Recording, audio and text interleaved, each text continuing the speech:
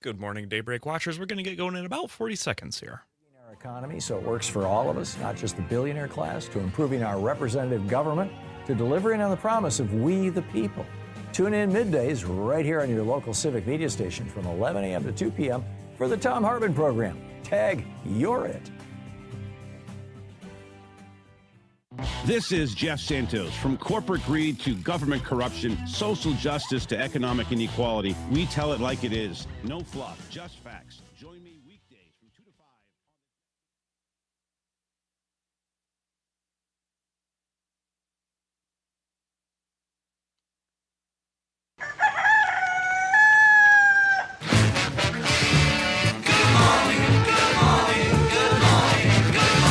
Good morning! Morning! Good morning! Good morning! Good morning. We've talked the whole night through. Good morning! Good morning to you. This is where Wisconsin wakes up. It's Daybreak with Brian Noonan and Jamie Martinson. Here are your hosts, Brian and Jamie. 6:06 right now. Thank you so much for joining us this morning. Hopefully you are having a great start to your Monday. My name is Jamie Martinson. And good morning, Rabbit. I'm Brian Noonan. It is June 1st, so we are off to the races. Another week of dissecting what's happening in and around Wisconsin and the rest of the world. Frank is here, our executive producer. Parker's here. Everyone have a nice weekend. Yes, of course. You, Brian, because I know you were very busy this weekend Very, with very busy. family and showers and all sorts of things. Oh, Yeah, yeah. the shower went very well. Everybody was happy. The weather was nice. It's just, so no rest for the weary. We just keep going like everybody else. So That's right. That's right. The weekends are not as they're sold as being restful and a time to recuperate. They are In fact, actually sometimes I feel like I'm busier on the weekends because Yeah. I'm trying to do everything that Trying I to missed catch out up. on. Yep. Yes, that's Yes. exactly. That's you and I, Jamie. We have adult responsibilities. We Frank do. is out golfing. Yawning, Yawning, golfing. golfing, sitting in the dark. Parker's It is getting 6 in the suntanned morning. on the water. I played 18 yesterday. I'm tired. Ooh, Played very nice. 18. Like How'd you if you do? told me you played 72 holes, I'd go, "Oh man, you must be exhausted." I would be exhausted. That would One be a lot. round, and you're like, "Oh, I'm so beat up. I can't I believe it." am. It's a lot. It takes a lot out of you. Did you cart or walk? I think that's irrelevant. I don't. Oh, I think it's very pertinent to Spoken the like a man question. who Yeah, took a cart. yeah. It's I had We took to a cart. drive around beautiful landscape for 4 hours. Exhausting. Beautiful's a stretch. Yeah, I don't know. Maybe the I did. very I long- pictured you at a private club. The very long pause tells me that you probably carted. Just We- Well, there's carted. no doubt he carted. Come on. Let's. Who wants to walk? it's a lot. Part of the experience. Parker. Do you walk when you I golf? walk. Yeah. Pull Wow. cart or carry your bag. Carry. I'm Wow. young, guys. What? I'm young. Parker, let me Frank? tell you something. If you and I ever go golfing, Yeah. I'm not walking with you. Oh, God. You can sit in the cart. I'll sit in the car. Make him run I'm just saying. alongside it. That's what you can do. Yeah. You can make him run I'll along. jog with That's my right. yeah. That's my right. Now, do you club's have one of bouncing on those my bags that then when you set it down stands up by itself, where you push Yeah, down it's the got the little legs legs. pop out? Yeah. I do not. No. You don't? Frank, Okay. Frank well, probably that's has why one you of those take Rodney cart. Dangerfield bags with a TV and a tapper. With the TV and the remote, Yeah. Oh. the Weighs stereo. like 7,000 pounds. That's when I caddied. Those bags were all the rage. Those giant, fully leather, like the bag, empty bag weighed about 20 pounds. Then you Right. had all the clubs. It was like, oh, and we'd carry 2 of them. It's amazing in modern day culture. Golf is like the one sport where they still, and I get it, the clubs are lighter. They've been able to do a lot of things, but it's still the one sport where you haven't been able to make a ton of advancements in equipment, right? For obvious reasons. But, at some point you think they would be able to figure out how to make lighter bags. And Oh, make they've it got quite the not so bags now are heavy. very light. It's that's why guys who the cart guy. If I golfed, I would take a cart too. I'm not lying. I was gonna say, But Let's then I be wouldn't honest. complain that I was so tired. I'd be like, oh, I was out for a Sunday drive, And then I got out occasionally and swung a really light stick at a tiny ball. Then I got back in. I had some beers. I had a hot dog at the turn, and I just kept going. Oh, it was. I had to rake a trap. I'm gonna remember this. Well, one, you're never getting me out on the course. Why So not? Because I don't like to golf. I find it very boring. I've tried to golf. I'm sorry. And I get it, the appeal for a lot of people. I've tried doing it. It's really, I don't know. It's very boring for me. It's I'm just not really enough bad action. at it. I'm have not no great shame. at it. Everybody I'm is. really bad. Oh. Yeah, but I don't want Yeah. to spend 4 hours doing something I'm really bad at. Plus, every time I go golfing, I usually go with other people and they make fun of me because I need like the shortest clubs possible. And it's just not worth like the hassle of being made fun of for the entire trip. Like using kids' Maybe you need better clubs. friends. That could Yeah, be I got, too. That I could got be made too. fun of all day yesterday. Yeah, maybe. That's part of the Alicia- experience. Alicia's chiming in on our YouTube chat this morning. She says, my extreme dislike of golf started when hundreds of golf balls fell on my head when I worked for FedEx, and I had 3 golf courses on my route. Yeah, no, that doesn't sound Wow. fun. That doesn't sound fun. That sucks. So I have to ask, though, Frank, how was the day on the course for you Not great. personally? Not great. Was this your first time out this season? Yes. Okay. First Break 500. time out. I broke 500. I can That's good. promise you that. Okay. Nice. Well, But it was that's one of not those horrible. like I am not keeping score because I haven't swung a club in months. Okay. And I got up to the tee box first hole, and my foot slipped on the drive, and I saw my ball because it was just asleep from pushing your pedal in your Yes. golf cart. Okay. and the ball just sailed over, and I was like, whatever, I'll hit one more. Mulligan. Mulligan. Well, okay, yeah. And this one, I topped it, and it skipped into a pile of rocks with water in it. God. To which everybody laughed, and I said, well, I'm not hitting another one. I'm just gonna throw it. I'm basically, I said, I'll drop. Use your Yeah. foot wedge. And then the next hole, I hit one relatively straight, and then it hit a hill and bounced into the forest. And The forest. I was about done right there. But then, as my made it nephew, Was that like your holes? was that Yeah. your second hole? yeah, and then Wow. my nephew goes, because he came over yesterday, and my wife's like, I heard you were good at golf, and my nephew goes, hey, he heated up like hole 16. Wow. Just had to warm up a little, yeah. Just had to warm up a little bit, but I did. Yeah. I got a birdie yesterday, so I will take Oh. it. There you go. Okay. Well, no wonder you're exhausted. You had to take 178 strokes. Basically, Yeah, that's no fun. See, Yeah. I don't want to spend my day doing something that I have no enjoyment of. Because I golfed for a while. I caddied, then I would golf occasionally, and I finally got rid of my clubs last year. I was did like, you I'm not- really? Yeah. Wow. Well, one they were like 30 years old, so they were not. They were bad. Plus, they were too short for me. They're just the whole thing, and I was like, I'm not going golfing anymore. Was it because you don't enjoy it, or is it because Yes. you just weren't good at it? Both. Which again, nobody's good at it. I don't know. Most 90. What would you say, Parker? 95% of golfers are not good. It's a growing percentage because a lot of people think that they can golf, but they can't. And Right. that's a bigger It was- demographic of people who golf now. It's at least 95%. I didn't have the time or the desire to commit to at least being okay. And if I was just okay, that would have been fine. But I was so far below okay that it was frustrating. There was no fun in it for me. Well, because you have to constantly play, Right. and I it's a don't. lot of money. It's a lot of money, a lot of Yeah. time. It's a lot of effort. It's not a thing that I desired to be good at. But I thought I should be. I just wanted to be average. I didn't want to be good. I just wanted to be like not embarrassing, and it was embarrassing. So Average I'm is just tough like, to I'm done. attain. Well, even okay is Still tough to attain in this right. I don't sport. have time to attain something I don't want to attain. I have no desire. I do look good in the crazy shorts, though. I admire the wardrobes of some golfers.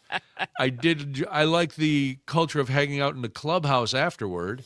I enjoy a nice day out in nature, but there's so many other things I would rather do outdoors than golf. So, Parker, did you golf this weekend? I did. How did you do? Was it better than Frank's outing? Yes. I shot 48 on a par 3. Which, one hole? Not yeah. That's really bad. No. 48 strokes. I was doing okay until the 9th hole when I nearly hit a worker in the back of the head. Oh. Okay, I didn't do that. Yeah. Yeah. Nearly doesn't count. Nearly. He was in a cart and he was driving away from us. I'm like, He was taunting pretty- you. He was a target. It's all right. I'm like, he's pretty far over. It'll be okay. Just hit the top of his cart. It was no big deal. It was like a heat-seeking missile, that thing. That ball. Wow. I did not hit one that far right all day. And then all of a sudden, as soon as there was something that I could not hit, I almost hit it. Yeah.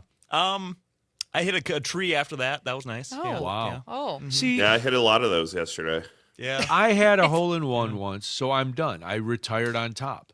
Okay. All That right. makes sense. Yeah. I don't know. I went out, boom. Hole-in-one, had a John. lot of witnesses, and I'm done. John's chiming in on our YouTube chat this morning. Problem for golf is I do it once a year and sometimes play better than friends who have played for years. It's yuppie golf, in my opinion, and then changing that, saying yuppie darts. So there we go. Thank you very much for the comment this morning, John. Golf was just never one of those things I got into. I had friends on golf teams, and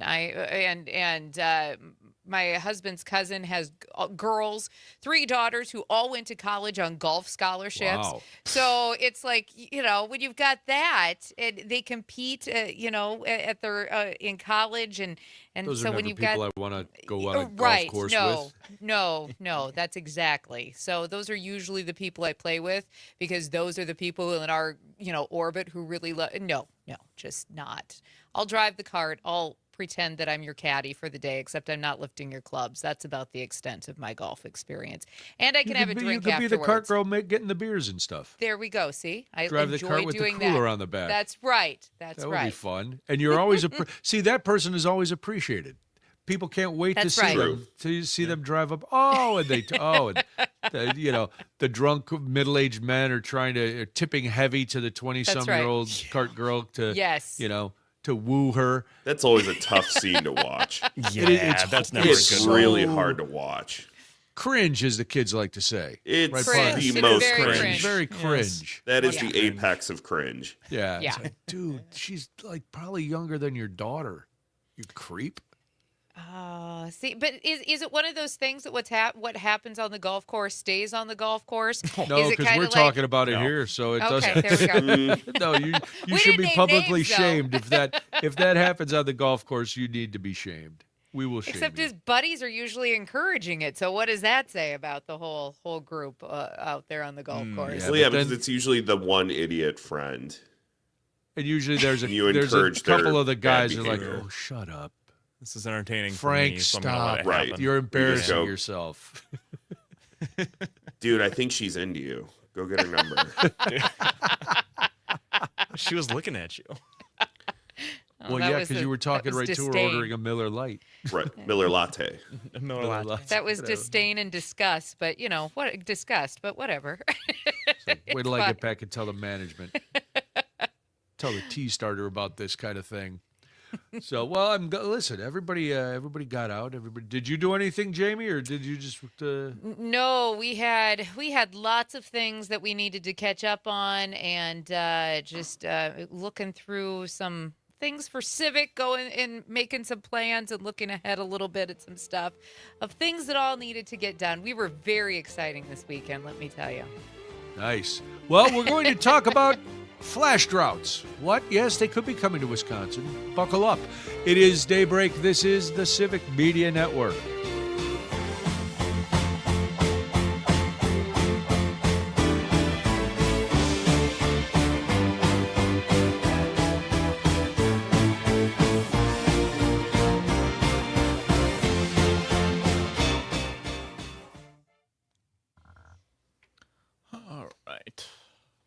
You didn't keep score, Frank? No, are you nuts? Then how do you know? How do you know how you I did? can't imagine Or playing how do you 18. measure? How do you measure how you did? Height. Oh, you can tell. You could tell. You can tell. I can't imagine playing 18 and not keeping score, though. For my first round of the season, Fair, but playing 9 for your first round of the season. the first 9 holes I don't think were an accurate representation of my skill level. Did you go to the range beforehand? I did not. I literally Yeah. pulled up, Okay. put my bag in the cart, walked up to the tee box. Nice. That's bold. That's what I do. Wow. That's what I do. Since I've Allison played didn't 3 want you, years. Crank it. Grip it and rip it. since Allison didn't want you golfing, did she Did was she happy with your score and how She that did. went She for took, you? She Okay. took. There was a lot of happiness. The fact that I did poorly. But let me tell you, back 9, I figured it out. There you go. Drives were going straight. My iron play was great. There you go. Putts, greens were really fast. See, Really fast. The course that I play, I usually just play this par 3 because it's really quick. And the greens are like domes. They're so bad. Pass.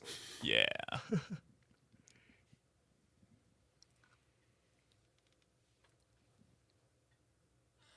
I don't think I lost the ball, though. That's always good. I lost 2, but I found like 5, so There you go. solid. Net positive. We like that. That's all that matters. Yep.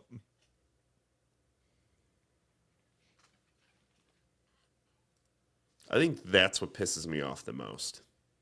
So you can find more balls and Losing balls. oh well, yeah. That's losing you- money. Yeah, it That's is. watching dollars. Yeah, I'm gonna put my ball on a string going forward. I think. There you go. Just cast it out there. He uses a rubber band and it just Fishing. bounces back. Every shot is a Microchip negative. him. About 10 man. seconds. What's happening?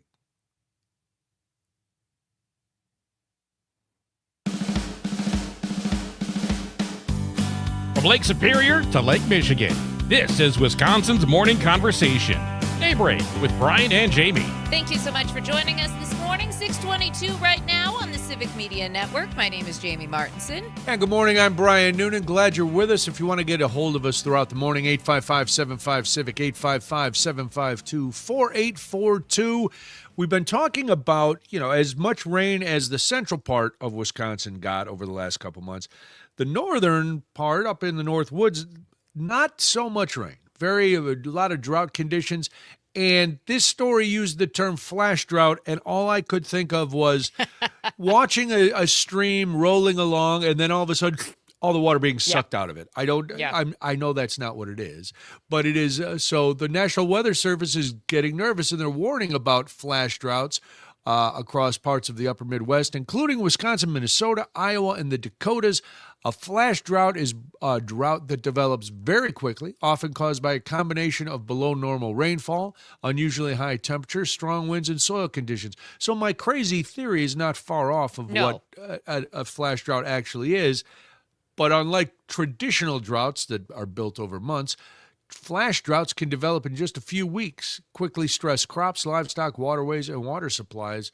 So starting from, they're saying, June 6th to the 8th, so coming up this weekend, could be flash droughting around here. And it's funny because the other day I was outside and I was looking at our yard and I was like, this went from a lush green spread very, very quickly to very brown, dry, very brittle. And we haven't had to mow in a few, about a week and a half now, which for our yard, since our landlord likes his fertilizer and have it done frequently, is pretty rare. And if you look around right now, it is really dry in portions of the state. Areas in southwest Wisconsin included in this region of flash droughts, elevated risk for rapid drought development. So, if you're somebody who lives in those rural areas and you're worried about, farming or just, outdoor recreation, it's going to be an interesting next couple of weeks for sure with the warmer temperatures.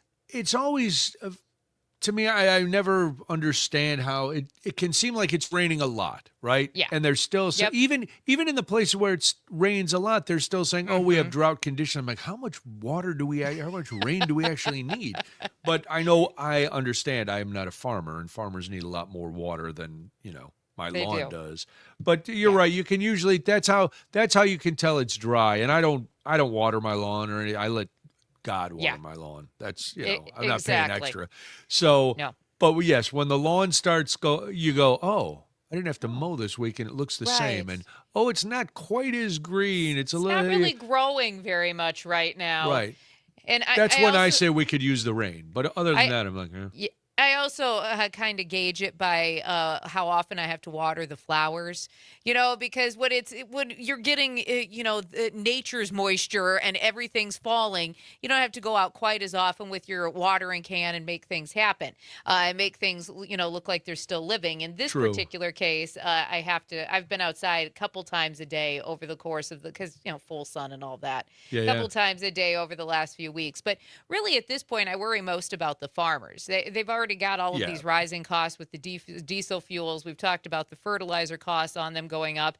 And now we're talking about the fact that there's a flash drought. And by the way, I just love the term. This was the first time that's I'd a ever great heard term. of this I term. had never heard it either. Yes, I was very excited. I was like, ooh, learning something new about Flash droughts. weather. I know. Very, very exciting. Yeah, I know. but- I'm surprised that you, with all the background in weather that your family has, that this was a new term. I wouldn't This was a imagine there new- would be new weather terms for you at this This point. was a new term for me. It was not a new term for my husband. And then I said to him, okay. I said, can you explain it to me? And he looked at me and he goes, what do I look like, a climatologist? I'm like, well, you are very Wow. smart and know about weather. So And if you know apparently- the pardon term, me. you should probably. Most times, if you know a Yeah. term, you know a little bit about it. You may He not know did. the entire thing. But And that was it. He's like, I don't know that all of it. The climatologist can explain it a little bit better, but he was at least able to give me the general gist while we were talking about it.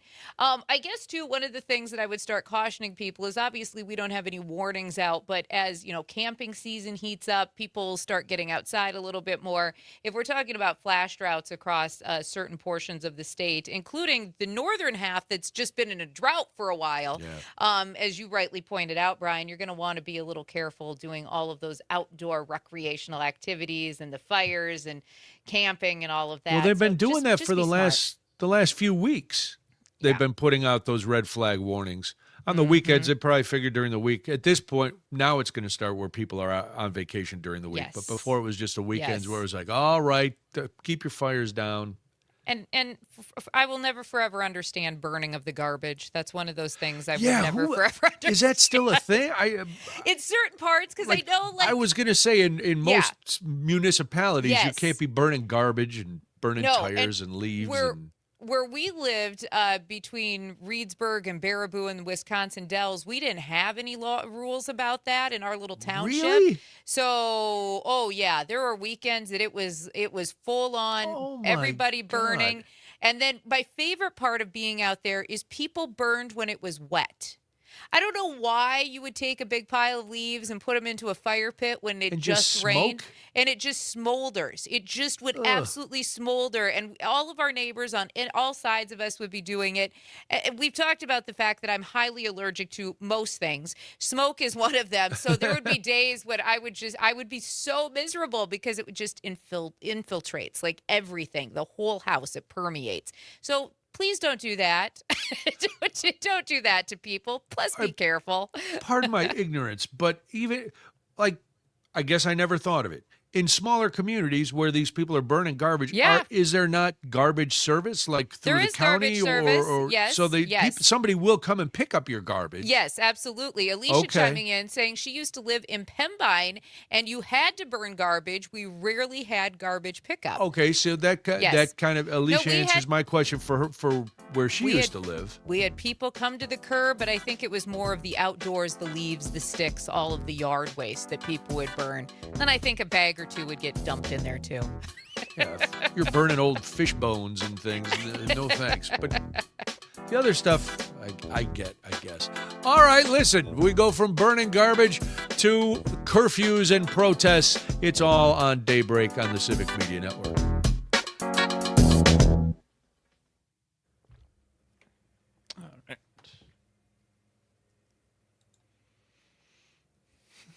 I have so many leaves. I really wanted to burn leaves last year just because we had so many, but it is illegal. And I never cared if people burned. It was the people out by us that literally would start it right after. I'll never forget one day I woke up. It was right before we moved, and it had rained basically all night. And our neighbors next to us decided they were going to get their burn pit going. And I was like, what? Why would you do that? Everything's sopping wet. Why are you burning right after a rainstorm? So all day long, they started the smoke pit like at 8 a.m. And the whole thing just like basically sat there and smoldered all day. And then at one point it got really weird because their nephew was out there and he was about 12. And of course, you know, we had a lot of wooded property out there. They pick up a raccoon carcass, they throw it into the smolder pit. And I'm like, oh my gosh, okay. Oh, God. I mean, they were seemed perfectly normal and like lovely people. I did have several conversations with them. Their puppy. Once you throw the raccoon carcass in the smoldering wet leaf pot fire, it's like smoking raccoons isn't. Yeah, exactly. I'm no scientist, but I know water and fire don't usually. They're not a good mix. They did puppy classes with us, you know, and things like that. So I got to know them a little bit different. They had the sweetest little sheepadoodle Josie, but you know, they just weren't great about what to burn and when and all of that good stuff. Wow. So. Like we had lovely breezes. Our house, because of all of the pine trees we had around us, it was usually about 10 degrees cooler at our house than it was when you drove like out of where we lived, just because of the shade. And we could never, ever, ever open our windows out there because there was always somebody with some sort of smoke, fire pit or burn pit going. It was insanity. Because then it would come. There is a huge difference in small town and rural living than there is in the cities. And then it would come across, depending on wind, it would come across the stock dam and then blow right into our windows. And it was like, okay, well, this isn't worth it. Yikes. It was pretty awful. And everybody out there burned something at some point. We never did. We just pushed it across the street into the wooded area. There you go. Yeah, instead of, I got to a point I filled so many bags with leaves, I was like, forget it. The yard goes deep and it's all overgrown, back more woodsy. Yes. I just took all the leaves, put them back there. Mulch it up, nature, have fun. There was no way we could keep up with it. We did the trail down to the water and kept that clean. And then down by the water, we kept clean. But, I mean, we had to go out every other week and clean literally every other week and clean our downspouts because we had 100-foot pine trees all around us. Yeah. So those pine needles and they're thick and then they get like this bedding. Oh, it was awful. Alicia says that when they moved into their house in Pemby, one of the guys from the church had gotten a bear and brought it to our house to show us. Yep, that sounds, yeah. There were people out at our house who would take the prints and then, you know, like, basically make copies of them and then be like, show them to all the neighbors. Look at what we've got crawling around. Okay. Yeah, it was a trip. It was a trip out there. I don't need you to make a copy of it and carry it around with me. I saw it when I was walking. Thank you, because it freaked me out.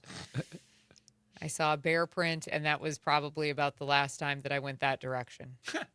Yeah, that's good thinking. Yeah. Oh, gosh. And we had so much wildlife out there. Corey always wanted to get like a wildlife cam. And I was like, I don't want to know what's running around out here. Oh, that'd be cool. Especially in the snow. I would like to see. Yeah, well, I'd want to see that. Yeah. I could see the footprints in the snow every winter. That was good enough for me. I could see the wolf prints that went through like our wolf. Oh, yeah. We had I would like, love big to white. see. Yeah, I'd love to see that. Yeah. And you Not could in hear person, them in the distance. I've heard you say that before. Yeah. Because we were right on the edge of the bluffs too. Oh, okay. So the bluffs were just down from us. Sure. And so we got a lot of wildlife out there. It was pretty ridiculous. All right. We got 15 seconds to back.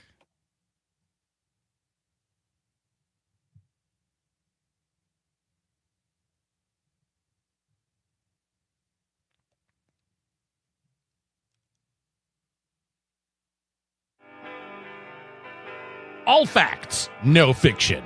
It's Daybreak with Brian and Jamie. Good morning, 6:35 right now. If you are listening on WMDX in Madison or on WXCO in Wausau or even in Wisconsin Rapids on WFHR, thank you so much for joining us. Hey, Brian, we're about a half hour away from another edition of our multi-state text-to-win contest. Yes, I was just Very going to say this exciting. very exciting day. It's all going to start after, you'll get your first word after 7 o'clock, and then you have a chance to win great prizes every day and then a big grand prize. So be listening, and we will tell you what word to text. So if you haven't gotten your Civic Media app yet, I'm not mad. I'm just disappointed. I can't believe you're still You're going to be waiting. really disappointed when you can't text in to win during Yes. this multi-state contest. It's free. Download it now. Get ready to go and be ready for the Text to Win contest. You will be giving your first word, like I said, after 7 o'clock.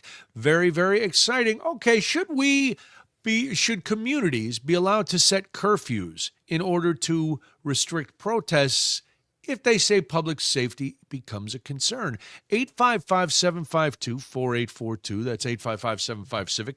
Love to hear from you, because if you've been watching the news over the weekend, you've seen this footage coming out of Newark, New Jersey, and it has been just crazy watching these protesters outside the ICE facilities. Well, Newark has imposed a nightly curfew around the Delaney Hall ICE detention facility. That's after several days of these protests, clashes between demonstrators and the police.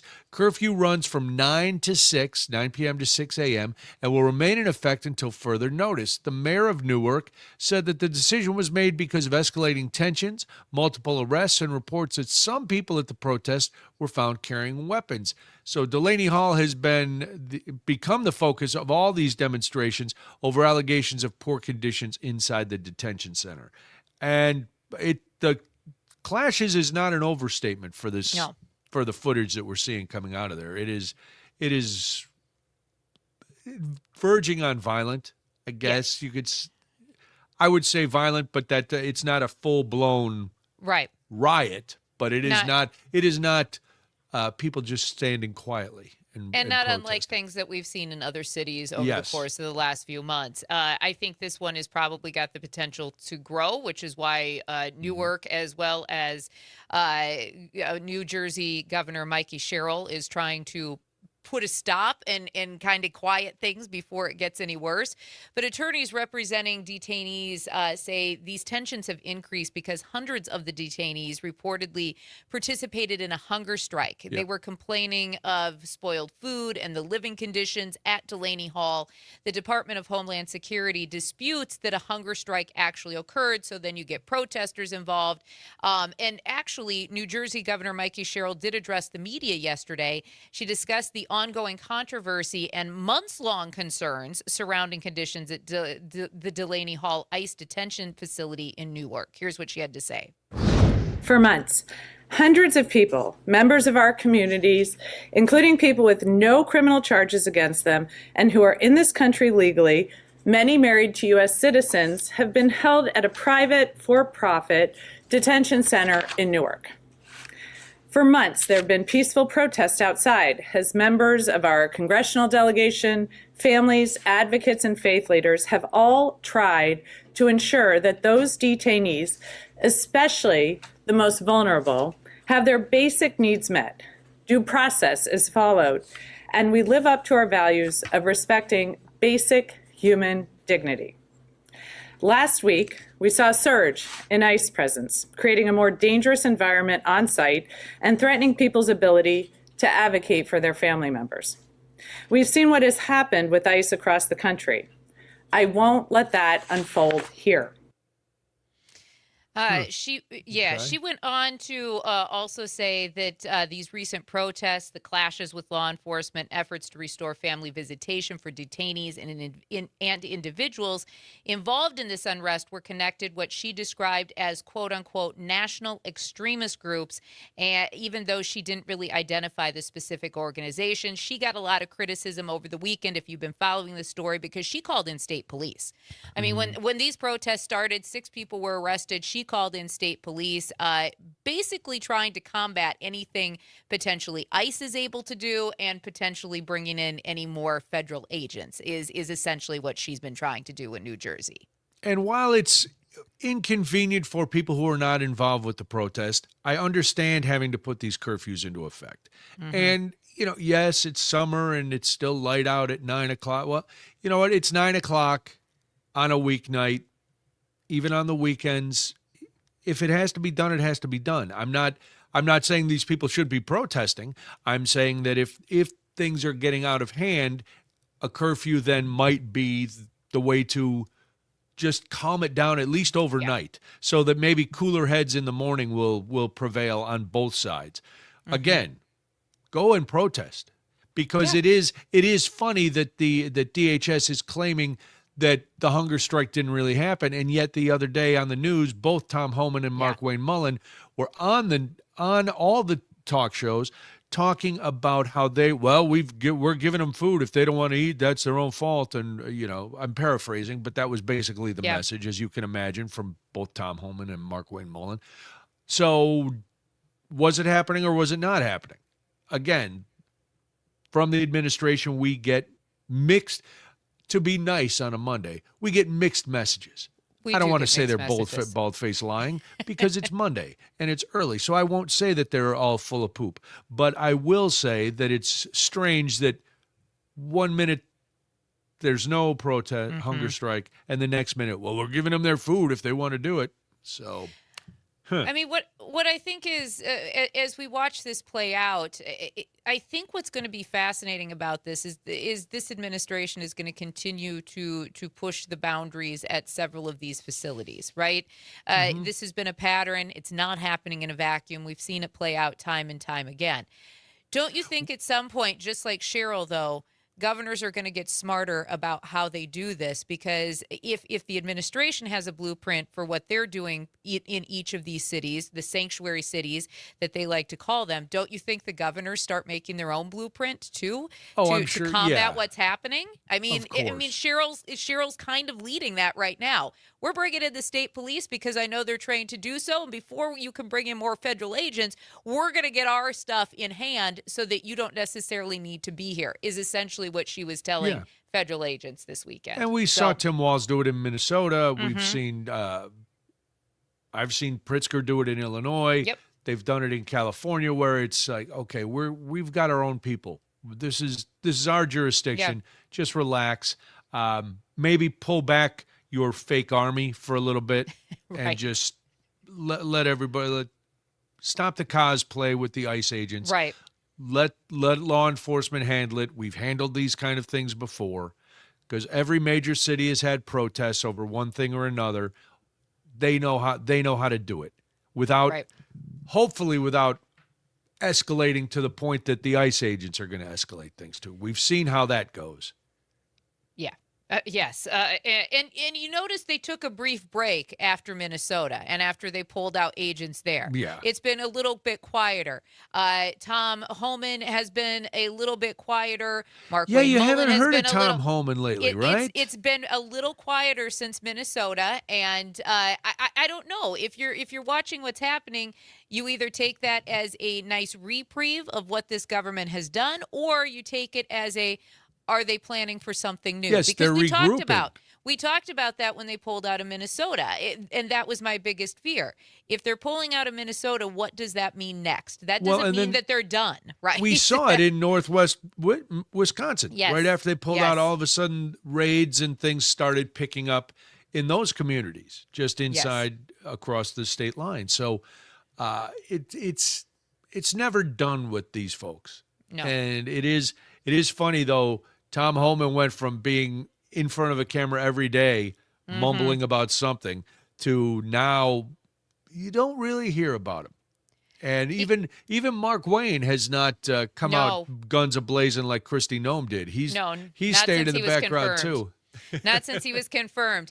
I mean, and I think that's the interesting part. It's kind of like if you have two ICE agents who actually shot and killed somebody in broad daylight, you probably don't want to be in front of the press very often. It's weird how that works. It's weird how there's a backlash from America against this administration, even if people agreed that immigration was out of control. I mean, that was the thing, too, during Minneapolis. There were several Trump voters who also thought that what the administration was doing was getting out of control. So it's kind of weird when there's backlash like that. Why do they keep asking me these same questions? I don't know, Tom. Maybe because we all saw it. See, that's Right. the pesky thing about the 24-hour news cycle is we see just about everything. Yes. We have Ring cameras, we have security cameras, we have news cameras.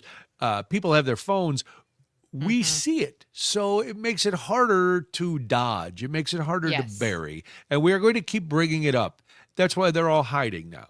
Well, if I don't go in front of the reporters, they can't ask me anything. So it just goes away, right? Isn't that how it works? If you ignore something, it goes away. Yes. That's Just like anger and resentment, you just bury it down low. Keep That's pushing right. it down till one day it explodes. That's right. We do, speaking of the immigration policies, we do have some good news here in the state of Wisconsin. If you were following this case, it made headlines late last year.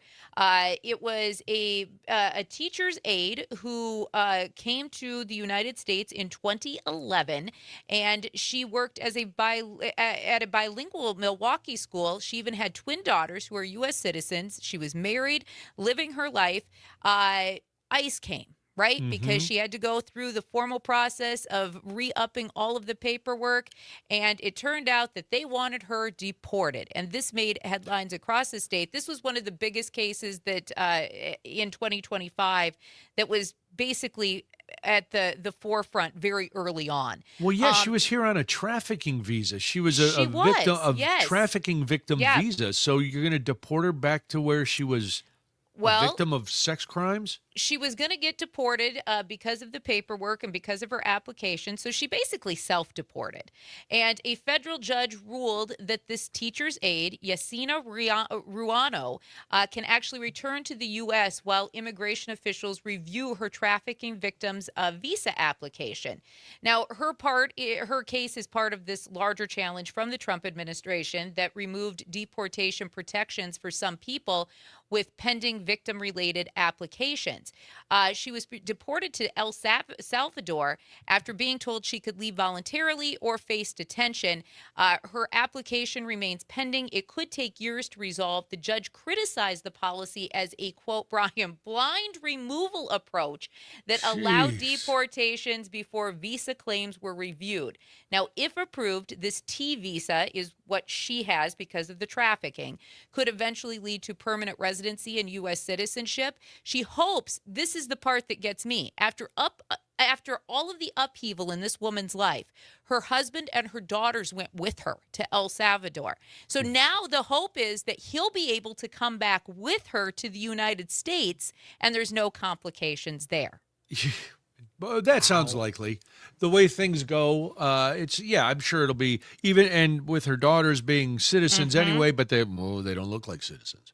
Right. They don't have so no, I don't believe it's going to go smoothly for her husband. It's going to be probably not. Just they're bound and determined to, instead of working on a system that would be equitable and work for everybody as far as immigration goes, they just want to cleanse the country of anybody who they don't think looks like them or doesn't belong here. His latest is going after Somalians again.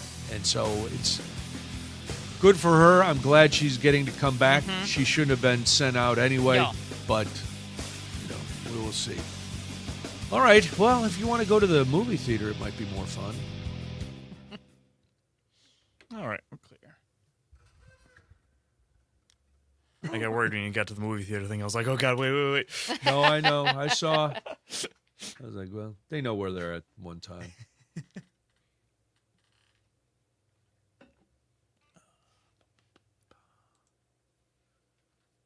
Movie theater thing sounds cool. Oh, yeah.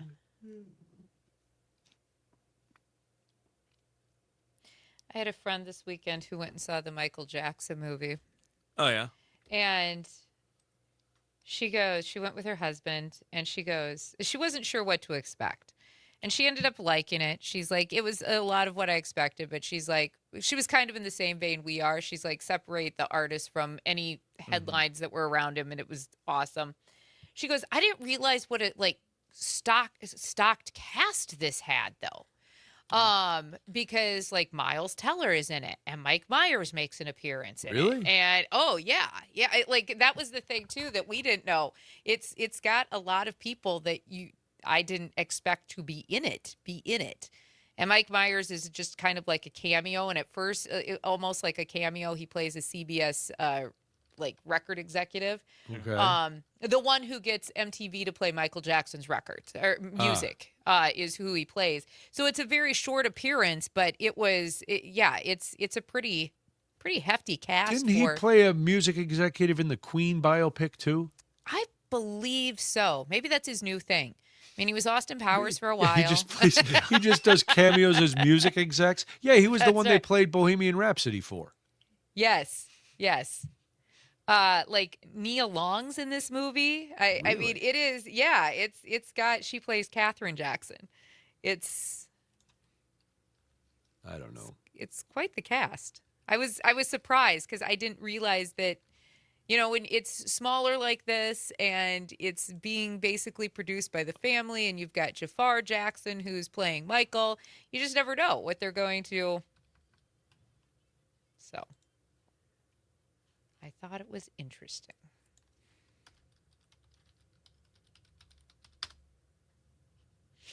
I haven't been to the movies in so long. And Coleman Domingo played Joe Jackson, and he was... Oh, really? Yes, he was very, very good in that role. Yeah. I can see him playing... I'm trying to think of a good adjective. Nasty would be just an easy one. Those kind of characters very well. Mm-hmm. He's a good... I really enjoy his work, but I could see him playing the dick. Yeah, he was very good as Joe Jackson. All right. Yeah, 15 seconds. We're back. Ote, Pinky.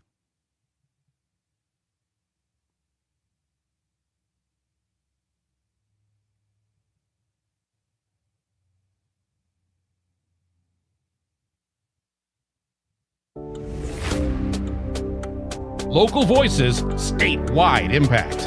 It's Daybreak with Brian and Jamie.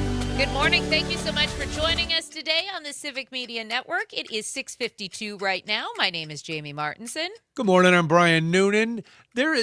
Jamie, you sent this story about AMC theaters, and I have not. I haven't been to a movie in way too long. I'll just say that out loud.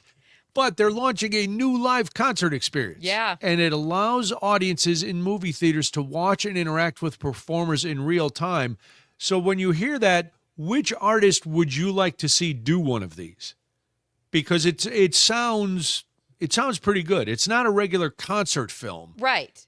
You'll be able to see, hear, respond to audiences. The artists will be able to, be piped in so they'll know you're there. Yeah. And but they know you're there at a regular concert. So If there's somebody in particular in this experience you'd like to see, you could call or text us this morning, 1-855-752-4842, 1-855-75-CIVIC.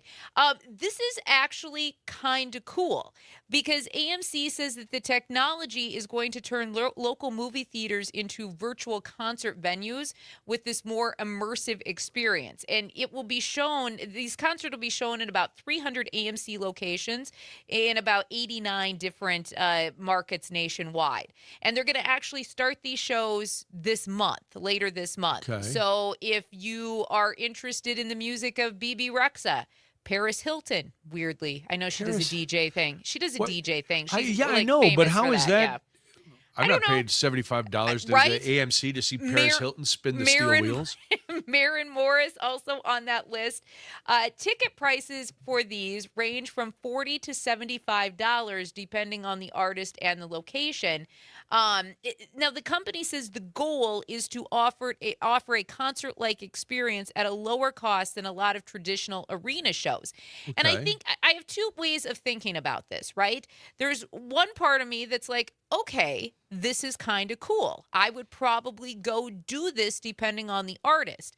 There's another part of me that's like, how sad. Is this literally where we've gotten in this country with the expense of concerts, that this is what we have to do because it's a much cheaper experience for us? Well, it's a cheaper experience, but it also, there's a lot of shows that you want to see that are sold out, or the only tickets are way up. You have to travel too far. They're not coming to your town. You're sitting so far away. Whereas this, but it harkens back to old closed circuit fight coverage, when there used to be boxing matches or wrestling, you'd go to a theater and you'd watch it on closed circuit TV. That's basically what it is. So I'm curious to see what the technology is that makes it seem more interactive, because right now I'm like, well, the artist is doing a concert, unless they're doing it just like a one night only and it's only for the AMC audiences. It's not, but they can't make money that way. So aren't they just live streaming? Say BB Rexa is playing in Milwaukee, right? You want to see her up, and you live in the North Woods, or you live in Madison, and you couldn't get tickets, whatever. So you just go to your local theater. But is it the same? Is it the same show, or is it independently produced for the theater? That's where I'm a little confused. And they haven't really given many details on that yet, as far as I can tell. And I've tried to kind of dive into this. AMC is keeping it a little on the down low yet as to what this immersive experience will actually be like. They say, though, that this is an instrumental move in trying to rebuild the entertainment industry since the pandemic, and since our habits have changed so much since the pandemic. Movie theaters are still hurting. The pandemic? Well, but at the same time, concerts are not. Concerts are not hurting. But movie theaters are. And I think it's interesting that AMC is recognizing the fact that nobody goes to theaters, not like they used to, and that people still would rather be at home in a lot of ways, or are now waiting for movies to come to streaming. That could be part of what is happening with the movie industry as well. But I digress on that point. The movie industry, I mean, if they put out better movies, Now you look at these two, just since you brought it up, two independent horror movies over the weekend were bringing in over $100 million. They knocked out Grogu and the Mastodon, or whatever that Star Wars movie is. That's I know because it's not the Mastodon. That's because there's like actual plots. I've heard really great things about these movies, even though I would never see them, because there's good writing and good plots, right? And the point is that if things are out there, people will come to the theaters to see them. People are also, the reason people want to stay home to watch movies is because the movie theaters have made the experience horrible in a lot of places. Yes, you put in nice sound systems and comfortable seats, but there's still all the other things that go with going to the movies, where if I'm watching if I wait 3 weeks or 4 weeks, I can stream it at home and do it. So, and let's be realistic. If you're a family, it's not cheap to go to the movies. No, it's it is not. You're better off, especially if you have younger kids, right? Yep. Because you're up, you're down, you're not seeing much of the movie anyway. Their attention span is short. So if you could do it at home, it's just a much better experience, and you're not spending the type of money that you would be taking the kids to the movie theater, but they're still able to see that movie. Right. So I get why young families especially are basically poo-pooing the theaters at this point, because it's not always fun. It's crazy expensive, and it's expensive. hard. Yeah. And you're right.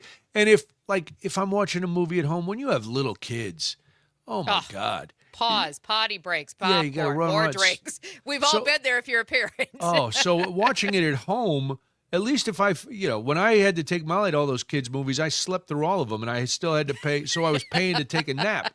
Where if we had watched them at home, I could have just, she'd have fun, she'd enjoy her movie, I'd be with her, and if she had to go to the bathroom, I didn't have to escort her. Right. It's just, you know where the bathroom is. It's right over there. Exactly. I think with this movie, though, these live immersive experiences, if done right, it's an interesting way to adapt to. It's a realistic alternative. I think it might be fun. They are one night only things, so they're special events, and it is more reasonable, and it does give access to people around the country who don't have that same access if the artists aren't coming to their town. All right, when we come back, it's the first text to win word and so much more. It's Daybreak on the Civic Media Network.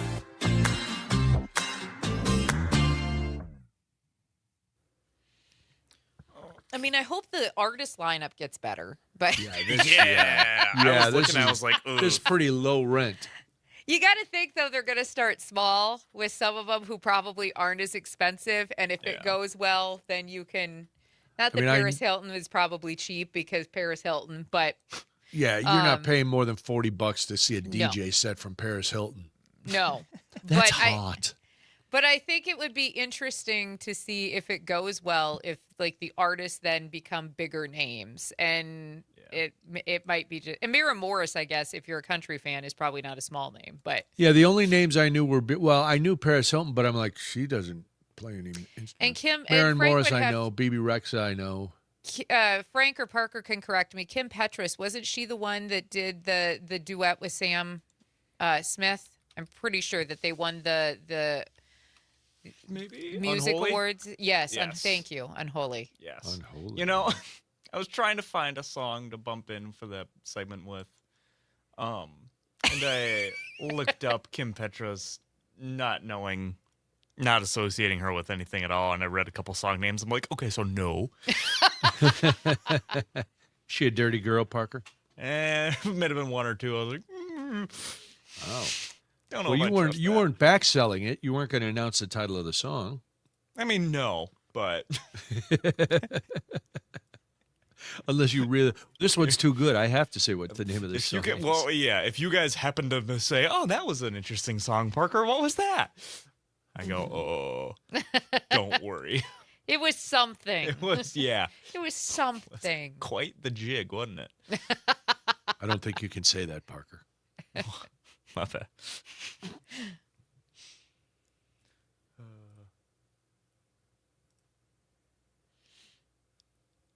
Yeah, I mean, yeah. I think it's an interesting concept, and there are several there's artists on my, who I like, but they aren't my favorites, and because there's some people that, you would spend hundreds to go to, but then there are some you're like, okay, they've got a couple songs.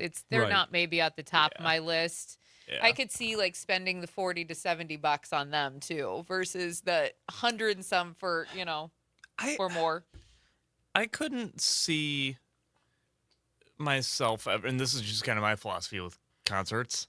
I don't see myself paying to see somebody that I don't know more than a couple of songs on. It needs to be one of my favorite artists for me to go and see them in a concert.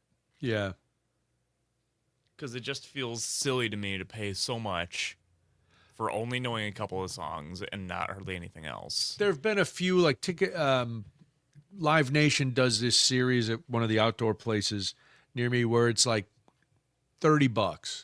Sure. And I'm like, well, $30 to sit in the lawn and have a nice night out, and okay, I know a handful of this group's song. I like those songs, and for a night out, that's not bad.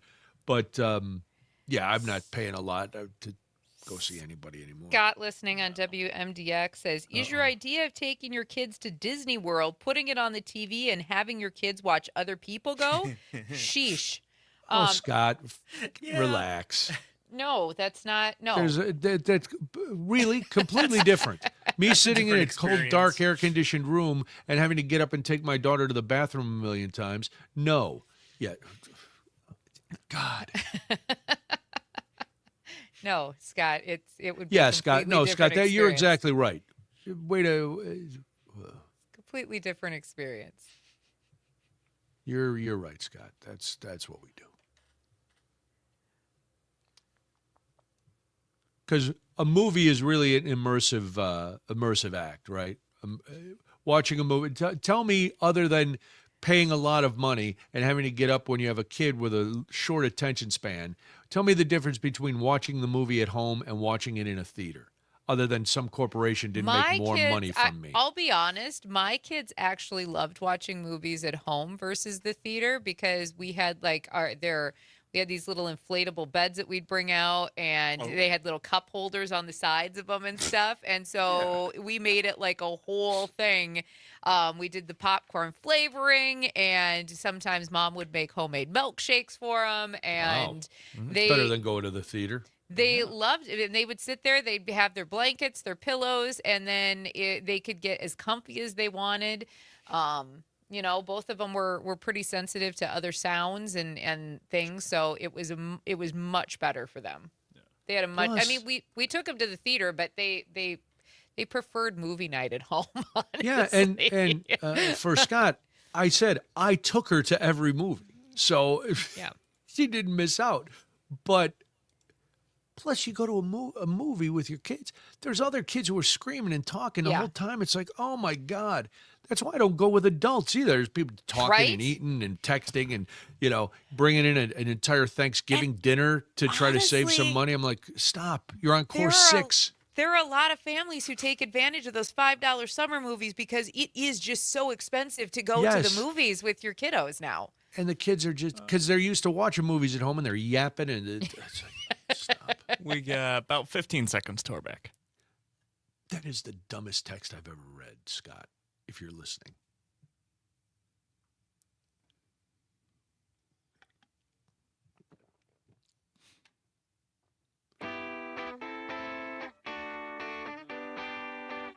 Wisconsin wakes up here. Back to Daybreak with Brian and Jamie. Good morning. Thank you so much for joining us today on the Civic Media Network. It is 6 minutes after 7 now. My name is Jamie Martinson. And good morning. I'm Brian Noonan. Jamie, it's time. This is it. It's very exciting. It is time for the first word of our Accelerate Your Summer's Text to Win multi-state contest. It is your daily chance to win $100 and a Wisconsin Dells prize package. Plus, every entry puts you into our grand prize drawing for $250 in gas and another $250 in groceries. Jamie, what do people need to do? You have to have the Civic Media app. So if you haven't downloaded that yet, you're going to have until 8 o'clock to get us the word, and we're going to give that to you in just a second. Text us through that Civic Media app. You're going to have multiple chances to qualify throughout the day for the next couple of weeks, and it's really, literally just that easy. All you have to do is text through your app. All right. So what should we text? Are we ready?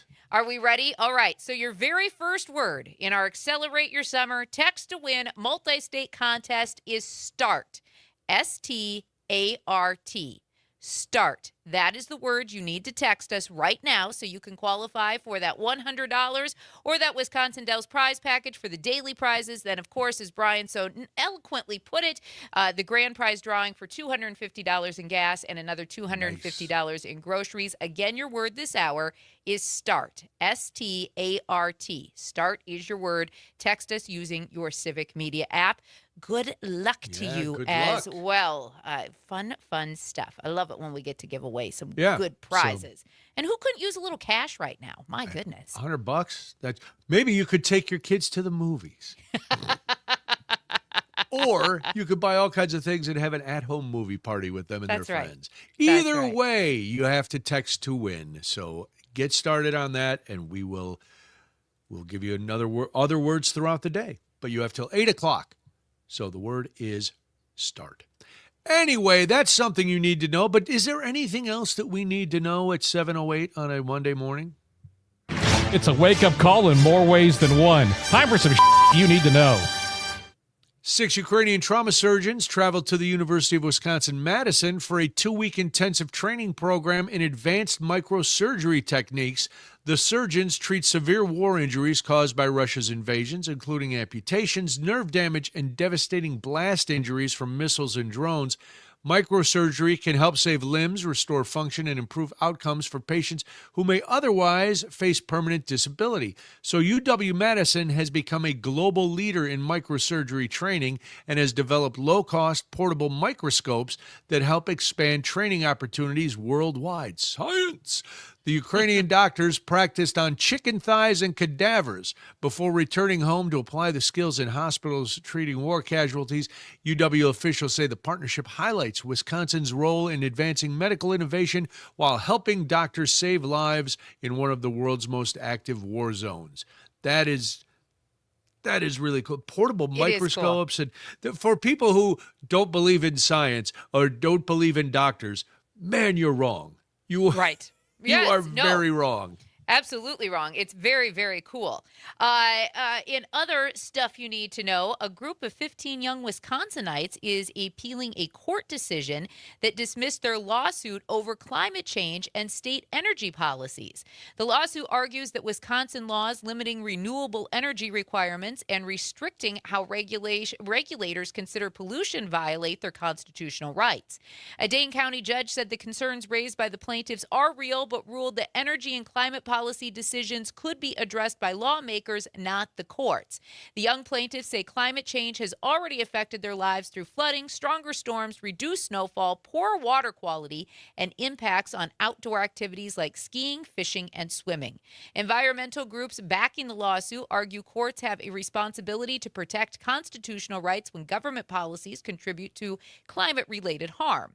The appeal comes as Wisconsin continues to see warmer temperatures, heavier rainfall, and more extreme weather like those fast droughts that we were talking about earlier this morning, while the state remains heavily dependent on electricity generated from coal and natural gas. I mean, you knew this was going to come. These young Wisconsinites are not really backing down on this lawsuit, so not surprised. Good. I love when young people are getting involved and letting their voices be heard and fighting the good fight, as we used to say. Right. Some other stuff you need to know. It might take you a lot longer to get enough walleye for your next fish fry because Wisconsin's Natural Resources Board has approved the next step in creating new walleye fishing regulations for lakes where fish populations are declining. The DNR is proposing stricter limits on struggling lakes, including a 1 walleye per day limit and an 18-inch minimum size requirement. Anglers would also be prohibited from keeping walleye between 22 and 28 inches to protect prime breeding fish and help boost natural reproduction. The rule would allow the DNR to respond more quickly when surveys show low numbers of young walleye in a lake. Walleye populations, if you didn't know this, have been declining on many northern Wisconsin lakes for years due to a combination of fishing pressure and environmental changes. Walleye are one of Wisconsin's most popular sport fish. They're also currently important to the Ojibwe tribe, making their long-term health important for both recreation and tribal traditions. So I didn't realize. I mean, I know everybody wants to catch walleye. We all love to eat walleye. I didn't realize there was such a scarcity of walleye. I had no idea. This is why we do this segment, because it's all of these underlying things that we didn't know actually existed, and it's all stuff you should know. Hence the title of the segment, right? But yes.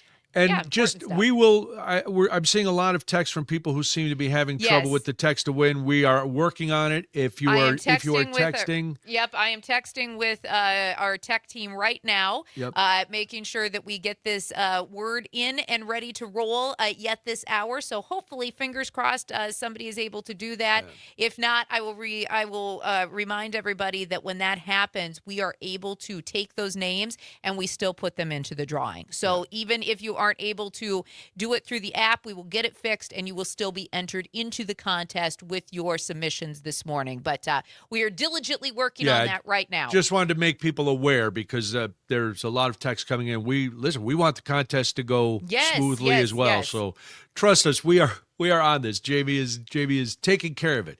See, that's the bonus of Parker when you have one of the suits working on the show, the bosses. Just if it was just you and I, and even Frank, because we don't know where Frank is. But if it was just you and I, there'd be trouble. But we got Jamie on the case, so it will be straightened out post haste. I am working on it as quickly as I can, but you will be entered, I promise. Even if you are getting a bounce back text, we'll be able to keep those and get you into the drawing. But hopefully by the end of this hour, we'll be good, and you'll be good for the rest of the day. So what's the big story? Well, this is an interesting one because as we talk about stuff you need to know, because there was a national investigation, reporting investigation that was recently done. And this is actually, when you think about this, especially for rural areas, this is a little scary because it found more than 1 in 5 dispatch centers, when we're talking emergency services, all across America's 100 largest cities, fail to answer 911 calls quickly enough to meet national standards. Whoa. So, these emergency call centers aim to answer 90% of calls within 15 seconds and 95% within 20 seconds because obviously delays affect how quickly police, firefighters, and EMS reach people in a crisis. Well, staffing shortages remain the biggest challenge. And a lot of these dispatch centers across the country lost employees during and after. You didn't want to bring it up again, Brian, but we have to. During and after the pandemic due to burnout, which I can imagine is a major factor, stress, and the emotional demands of the job. So these 911 dispatchers are obviously handling some very traumatic situations. Everything from shootings to suicides, overdoses, domestic violence, serious accidents, and even medical emergencies, all while trying to keep callers calm and gather all of this critical information. And research has shown that these dispatchers actually face risks of depression themselves, anxiety, acute stress disorders, and even post-traumatic stress disorder because of the nature of their work. That all makes sense. And when I understand COVID was a big stressor on this. There's a difference for me when we look at long-term effects of health from the pandemic, and when we go, well, people aren't going to the movie theater. It's like, no, there's a lot of this can be direct. There's a direct tie back. You can, in other things, when we're blaming COVID still 6 years later, it's like, all right, let's look at other things. But this one, it's like PTSD. If you're in the service, it might not hit you right away, but the direct cause of that can be linked back to those experiences. So that's why, when I balk at using COVID as an excuse for everything, there are certain places where it is legit, and this seems to be one of those legit markers in a life or a career that would then set you off down a line for things to get worse mentally. Now, if you're wondering about this, it turns out that Wisconsin is not necessarily immune. In fact, some Wisconsin counties have struggled with also staff shortages in recent years, forcing dispatchers to work in mandatory overtime, double shifts, and even extend their hours to keep emergency services running. Emergency managers throughout the state say that those shortages of staff creates a really vicious cycle. And we all experience this in our own jobs, right? Overworked dispatchers burn out. They leave the profession, which places even more pressure on the people who stay there. So some dispatch centers in this state have made some significant progress by raising wages, improving benefits, investing in employee wellness, and focusing on hiring people who are a really good fit for high stress environments. In fact, one Wisconsin dispatch center highlighted in the report was able to maintain staffing levels near full capacity, helping it consistently meet emergency call answering benchmarks. Now, you got to think that how obviously these dispatchers are super important no matter what. But when you live in a state as rural as Wisconsin, especially when you have shared services and sometimes shared centers, it's probably really important that we're doing a good job taking care of these people who are the first person in some of these situations you're going to have contact with, I would think. It's one of those jobs like an air traffic controller where you don't want people burned out, and you want to make sure there's enough people doing the job. Because to be honest, when you think of dispatchers in the normal life, most of us don't have to call 911 that often, thank goodness. Right. So we don't think about the constant stress. And imagine if you're in a city like Madison or Milwaukee, and those dispatchers are getting calls nonstop. Yes. And they're timed, and it has to be, you have to get everything correct. And you're the person listening to someone in one of their most dire moments, and it has to wear on you. So whatever we can do, even though most of us may never use this service, whatever we can do to make those people more comfortable and make them last without burnout, I think we should be looking into it. Yeah, absolutely. And I mean, these are people who sometimes have to walk a parent through CPR. Sometimes they have to help someone report a serious crash on a county road. Sometimes they have to coordinate multiple agencies that are spread across a really large area. So these are people who have to be on top of their game and have to be well trained and know exactly what's happening, and still at the same time be compassionate, and yet sometimes walk people from a point where if they might be in hysterics because of the situations Of around course, them. it's life or death, and that's not It is. hyperbole. It is. No. It is. You don't call 911 just as a, is it No. raining today? No. it's not. No, not it's at all. absolutely not. All right, we're working on the contest. We're going to get that to you, and we're going to do Swipe or Stay next. I'm Brian Noonan. This is Daybreak. I'm Jamie Martinson, 7:19 right now. You're listening to the Civic Media Network. All right.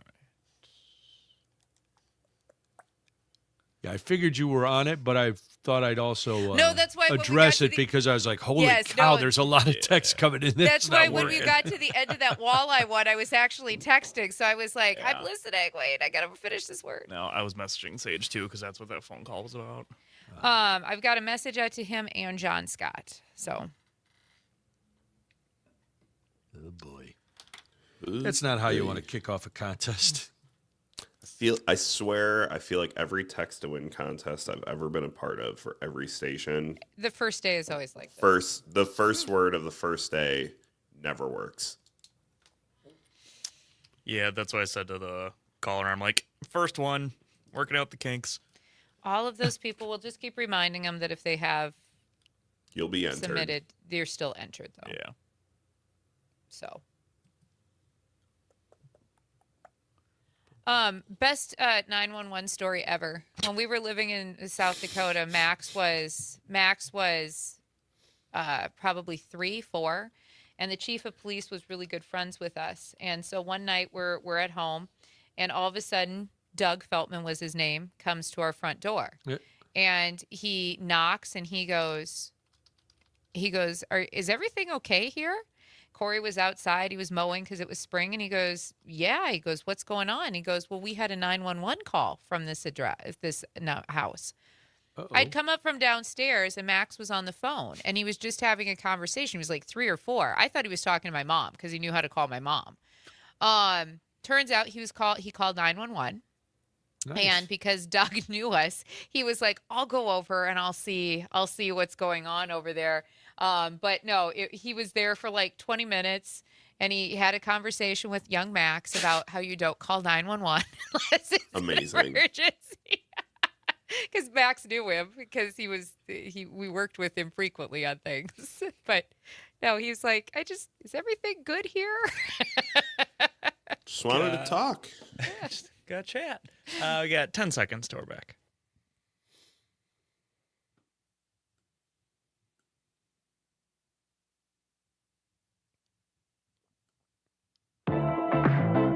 Let's break out of the bubble and see what's happening out there in pop culture. It's Swipe or Stay on Daybreak. 7:22 right now. We hope that you are having a great start to your Tuesday morning. Another quick reminder that if you were trying to enter text to win, we are working on our technical issues. If you did enter this morning, even if you've got a bounce back text, you will still be entered for the daily prize as well as the grand prize. And hopefully we will have that fixed so that it works throughout the rest of the day and the rest of the contest. First one, always a little bit of an issue, but we are on it this morning. Thank you to everybody for letting us know, though, so that we can make sure it's working smoothly going forward. It is time for Swipe or Stay here on Civic Media. We're going to put the politics aside for just a few minutes. We're going to talk about pop culture with our senior producer, Frank. How are you today? I'm good. Yeah, no politics at all for this segment. Oh, I love it. What about the politics of dancing? The politics of feeling good. Also, I got to talk to Brian about his movie theater take later, but Okay. that can wait. All right, Swipe or Stay. I'm going to read some pop culture Why don't headlines. you text it in, Frank? I'll read it. Hopefully it doesn't bounce back. I'm going to read some headlines. Not gonna Brian happen and this Jamie are morning. going to have to decide whether to stay and hear more or to swipe on to the next one. So, story number 1, member of the royal family is under investigation. Oh gosh, we take our pick, I guess, on this one. I'll stay. Yeah, which one? Any guesses? I'm going to say Camilla, just for a while. Camilla. Yeah, Ooh. Camilla did something horrendous, I'm guessing. I'm gonna say former Duchess Fergie. Oh, that's You were close. It is Prince Andrew yet again. Oh, man. They're looking into an incident from 2002 at Royal Ascot Racecourse. Cops say that they're examining events in 2002 as they consider wider possible crimes by Andrew Mountbatten Windsor, including sexual misconduct, shocker, corruption, and fraud. wow. Wow, I thought he was in Grenada at the time. No? Nope. All right. His alibi won't hold up then. It's not going to hold up. That's all we know right now is that cops across the pond are investigating this. Wow. What a I mean, surprise. I was going to say, it's not shocking to anybody who's followed the trials and tribulations of Prince Andrew over the last few months. Do you think it's a, hey, I'm going to strip his titles and now all this stuff that we have record of, you can finally start going after him for? Like there's no protection from the yeah, Queen. once they took his title away, Yeah. he was fair game. They were He like, had all to right, be let's a open up bully. the books. Well, Oh, and no. the royal family pretty much gave him permission and basically said if he's guilty of something, Please. it needs to be handled, right? I mean, so and that was under the Queen Mum before the world lost her as well. So Well, I mean, The good news for him is he's not sweating it because we know he can't sweat. So Get it? yeah. Tennis player fined for post-match remark at the French Open. is this the guy who had diarrhea in the middle? It is not. All right, then I'm going to swipe. I feel like the diarrhea at the French Open is a better story. Swipe. Country artist destroys instrument in frustration. Oh, I know this story. This guy's a tool, but I'll stay. I like to see people destroy things once in a while. Stay. Hey, Morgan Wallen's back in the news. Oh, yay. Uh-huh. This time it's for on-stage shenanigans. Wallen had technical difficulties at a show in Denver, Colorado, which prompted him to flip his piano, shattering it on stage. The internet seems divided on this move, some pointing out that rock stars break guitars and instruments all the time, while others are calling his behavior immature and unsurprising given his track record. Does he get a pass for this? Because other musicians have broken instruments? No, and that trend still happening? It's very rare, unless you go to a punk show. I think you don't see people, to quote John Hyatt, smashing perfectly good guitars. No. I don't know. To me, that just seems stupid. And maybe it is because I am a person who loves music and understands how expensive those instruments are. It actually just really upsets me when I see somebody do that because, If you're not Pete Townsend, you're just copying. yeah. You know, the Who did it Yeah. back in the 60s as a way to be like anti-establishment. Everybody else co-opted it.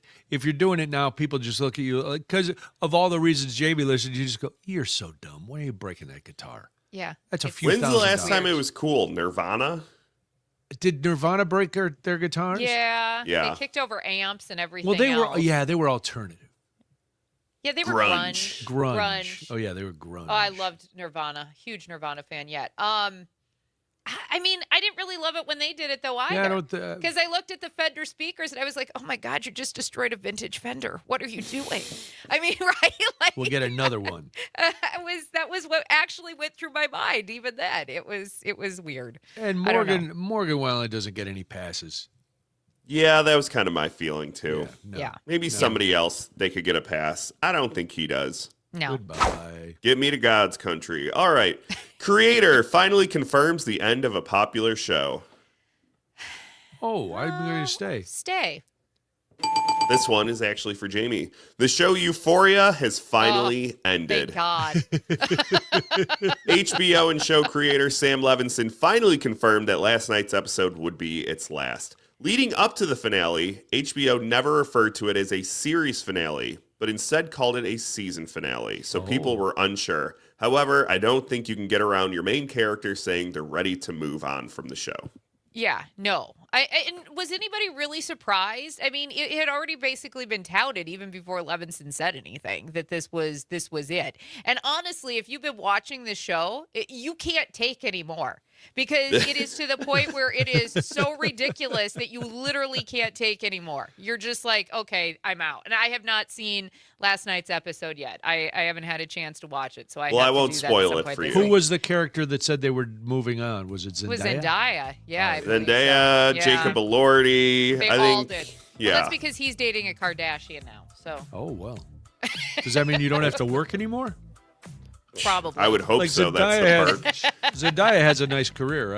And Elordi Yeah. does too, I guess. They both do. That's it for Swiper Stay. Thanks, guys. Thanks, Frank. Always a pleasure to have you around. Boy, has the American dream of home ownership ended? We'll find out. Daybreak, Civic Media Network. All right. I can't believe you guys swiped on the tennis story. Yeah, what the hell? I'm Poor sorry. Who was Parker. the friend? Who was it? Adolfo Daniel Vallejo was fined half of his French Open prize money after he said that his second round match should not have been umpired by a woman. Wow. That He was said the one. Jeez. This sort of match needs to be umpired by a man. It's very difficult for a woman to do it, is what he officially said in his post-match remark. You know, Just some tennis good is one old- of the better sports at combating sexism. That's not a fine moment for the. That is a really sport bad there. moment. I like that story. I did like the guy arguing because he had to go to the bathroom. The audio of him arguing with the ump tried to convince him that he has to go. Was it the same guy? I don't think so. No, it wasn't the same guy.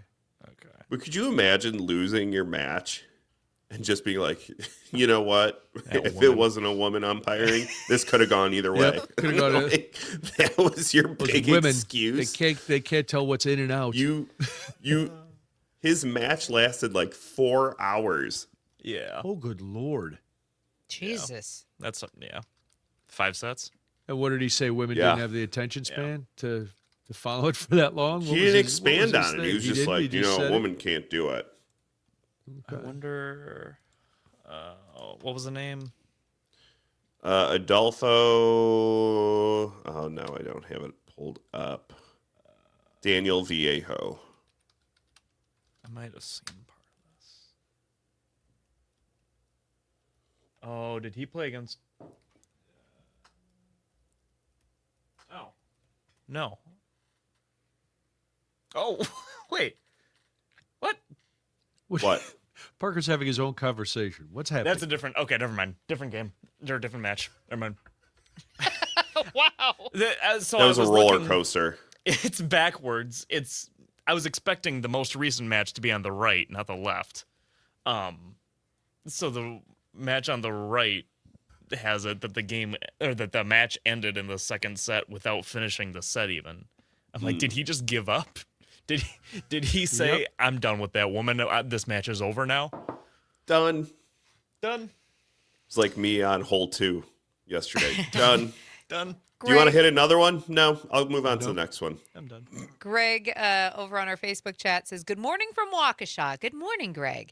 I love listening to tennis. As a totally fine person, I love the sound of the ball hitting the racket and then the humorous comments the players make afterwards. Greg, he has shared this with me before. He is completely blind, so he listens to things in a much different way. So I appreciate those comments this morning. And I like watching tennis. I can watch tennis. I don't get bored during tennis. Really? Yeah. That's fun. 4 hours? I wouldn't watch for 4 hours, but I can That's watch what I mean. it. I can't watch golf for back and 10. If it's forth. someone I so care about, I can watch for Grunt, that long. grunt. I get it. I can't watch golf for 10 minutes. So I'm running out of people that I like playing tennis because they're all retiring. who from, was like, your when I was a kid. favorite? Roger Federer. Of course. Yeah. Federer was good. Yeah. He was the classy guy. Now I'm on Francis Tiafoe. And man, he needs to win something. Frank, what's your beef with my theater take? How do you not like going to the theater? I used to love going to the movies. It what's was the it was like issue? almost a Kids that ruined religious it. experience for me. I loved That's what it I so mean. much. You seem like a film guy. I loved it. I don't like It's other the people. public. It's the other people. Well, that's it's the whole talking, different thing. but it's the talking, and I can't enjoy it.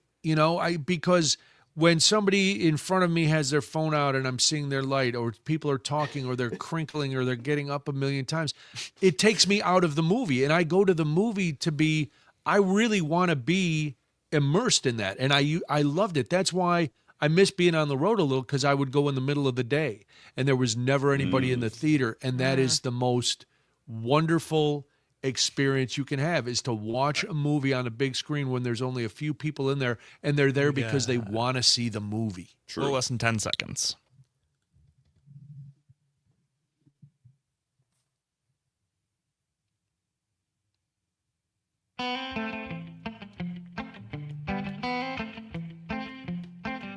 Now back to more of Daybreak with Brian and Jamie. 7:35 right now. Hopefully you're having a great start to your morning. Some warmer temperatures today, maybe a few showers across portions of the state as well. That includes here in Madison. If you're listening in Wausau on WXCO, or in Appleton and Oshkosh on WISS, or in Hayward on WBZH, thank you so much for joining us this morning. We do appreciate it. My name is Jamie Martinson. Hi, I'm Brian Noonan. Good morning. Glad you're here. Really quick, we are in the midst of our first Text to Win. It's the Accelerate Your Summer Text to Win multi-state contest. Now, I know a lot of people have been texting in and getting a bounce back. We are working on it. We understand, and I don't know how this works, but I am buoyed by the fact that if you text the word, and the word is start. Start. Yes, START. Start. Just text that word on the Civic Media app, and you'll be entered to win a daily $100 and Wisconsin Dells prize package. Plus, there's a grand prize drawing for $250 in gas and $250 in groceries.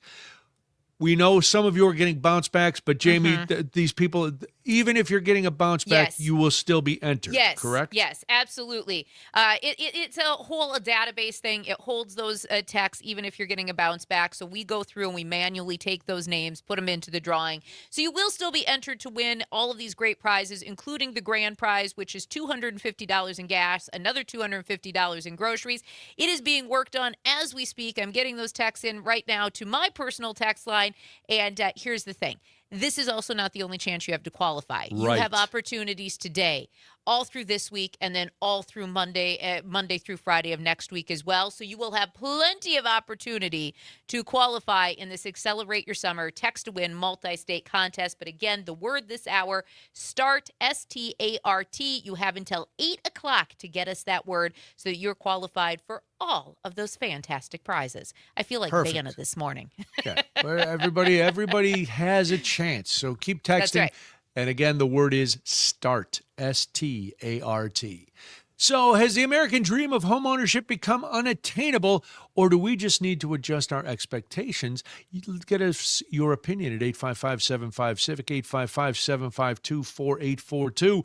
It's tough. One of my good friends is looking for he has a home, but they're looking to move closer to his parents, and looking for houses now is tough. But if you're a first-time buyer, it's even harder. The Corliss in Milwaukee is set to become the largest privately developed affordable housing project in Wisconsin history, creating 576 affordable apartments, including 144 units for seniors.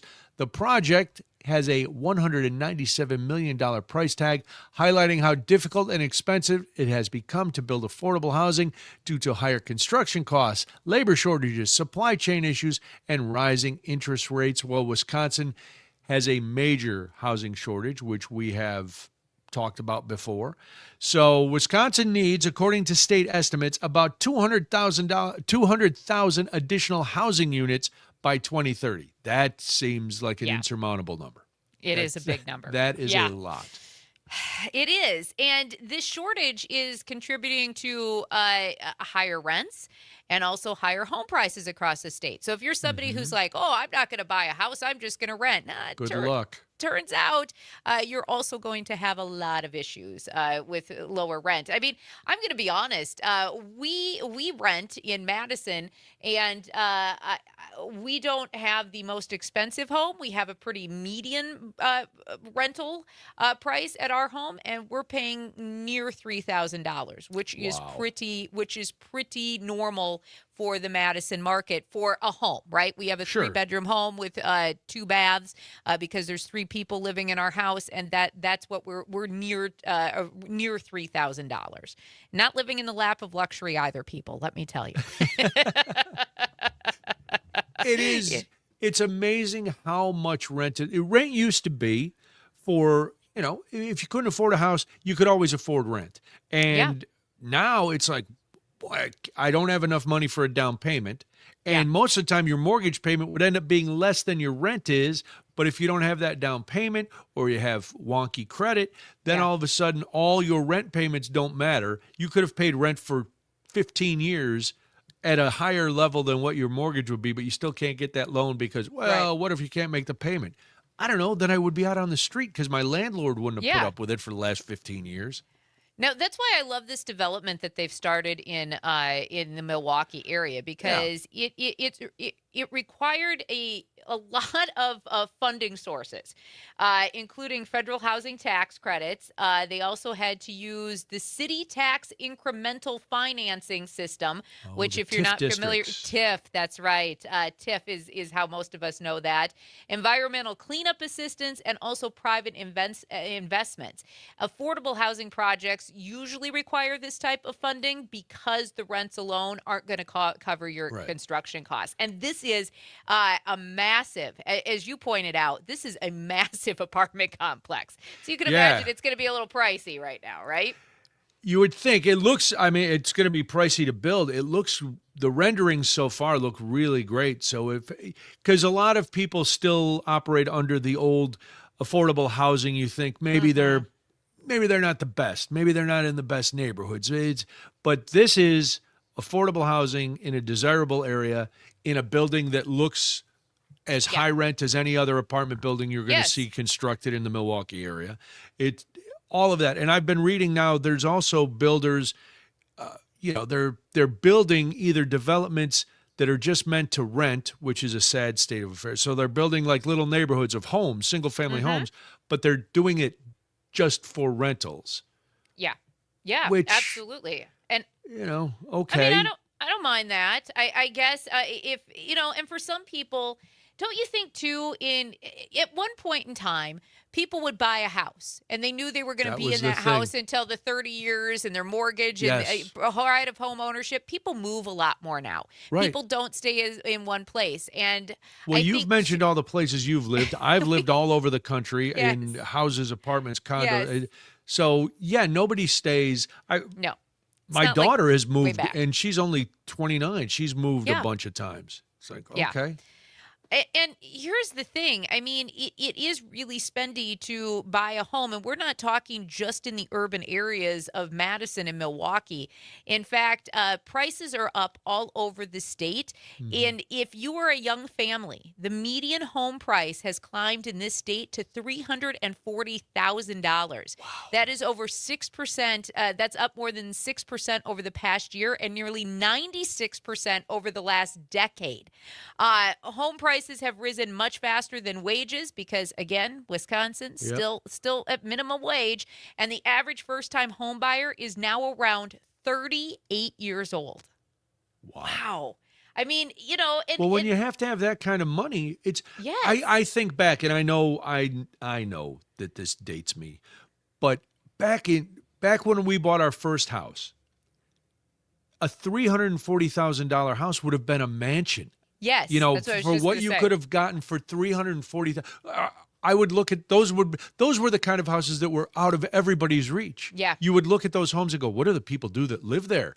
Right. Because I think our first house cost $68,000.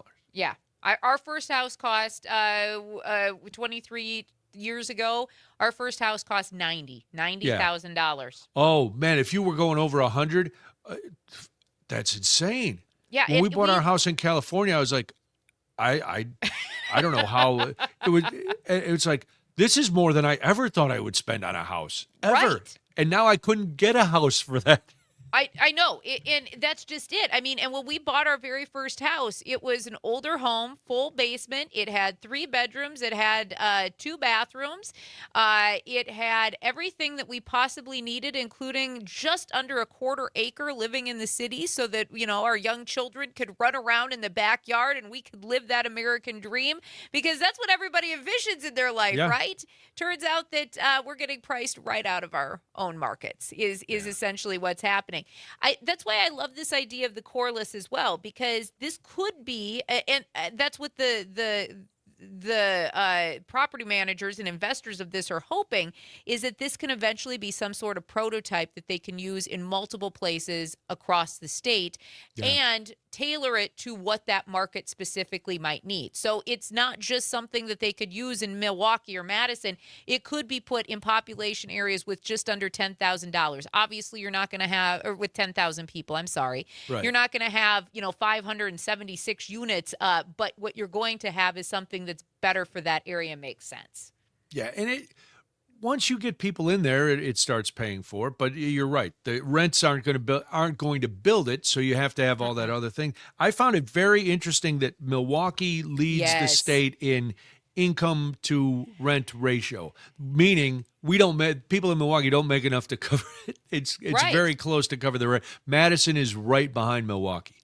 Yeah. So. Yeah, and that's, you would expect the 2 biggest cities in the state to have the higher rents and high things like that. But when you look at it, and you brought up the minimum wage in Wisconsin, so people on minimum wage have already accepted they're never getting a house. Yeah, and that's not an indictment on those people. No. It's economics. It's fact.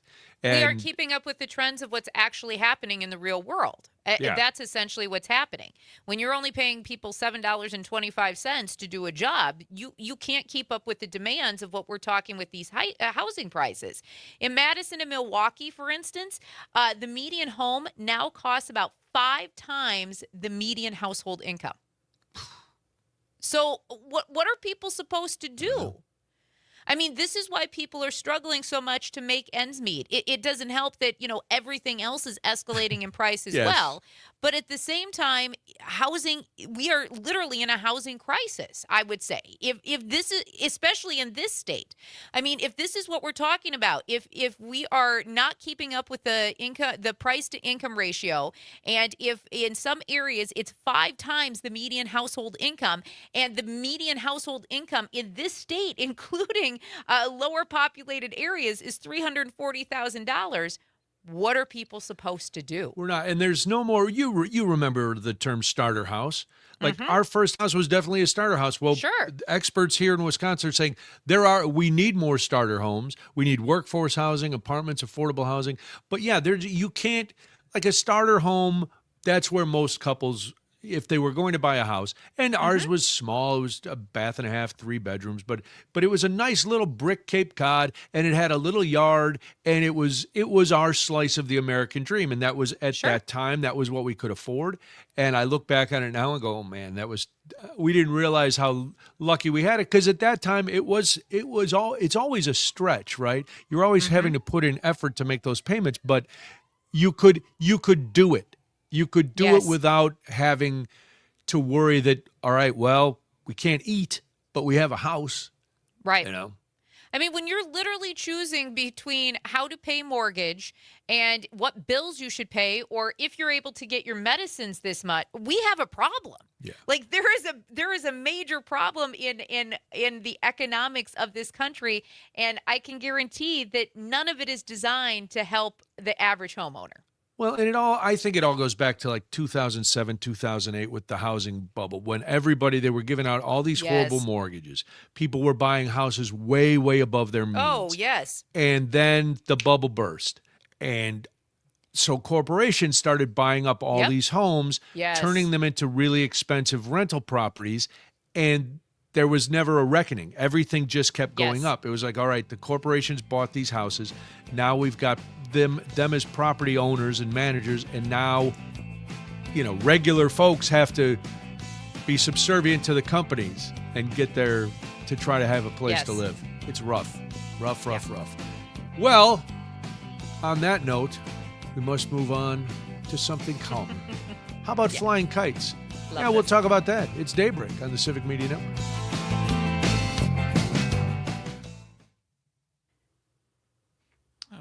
Yeah, we benefited from the burst of the housing bubble because when we moved to the Twin Cities, that's when that housing bubble burst. And so obviously, we benefit because it was right in the middle of the housing crisis. So when we bought our house in Twin City suburbs, I think we only paid $150,000 for it because the housing crisis, it's when we were seeing the inventory and all of that. When we moved, it was worth almost double that. Yeah. Well, we got out of our California house like 2 months before the burst. We moved back here. Yeah. We didn't, it wasn't a savvy financial move. This is when we're moving back. But the guy who a realtor bought our house and lost it like 6 months later. Yeah. He didn't even make it a year because it was all of a sudden he had this interest rate on this house that was not worth it. He was way underwater, and it was like, oops. Text lines are working again, so we can pitch that. Yes. Sage got that up and going for us, so thank you to him. Thank you, Sage. And then to Greg over on the YouTube chat, he's like, happy that I still live in my parents' basement. Well, I think that's going to be an interesting phenomenon because you are seeing that. Yeah, you're not going to be alone, Greg. Look at our own Parker. Well, yeah, my younger kid. What you're actually seeing, too, is a lot of multi-generational families now in this country, which is not something you always saw. Right? There are certain cultures that do that. I was going to say. But you're starting to see a lot of people think that way. We've actually talked about it a few times. We're like, maybe we buy property and like have a couple of little tiny homes on it because then our kids could actually live with us and still have their own. Yeah. We've talked about it. We're like, if we ever would have the money, we would totally do that. At least they'd always have a place they know they could come back to if things got rough. Right? Well, that's what I tell Molly she'll have to do, for me when I'm aged. Just put a little shed out back. Well, and see, then I think about my mom because she's struggling to make ends meet, just living off my dad's Social Security. And I was like, well, she could, we could make it all one level and she could definitely have like a little, her own privacy and stuff. So it's something we've actually talked about. But now construction costs and all of the materials are really high. Yeah.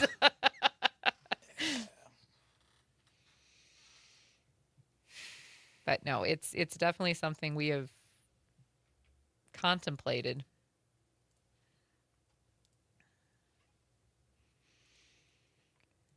Yeah, it's funny when you guys talk about the housing prices because I'm like, that's more than I'm going to make ever. Oh, it's more than most people are going to make ever. Yeah, it's crazy how high they are.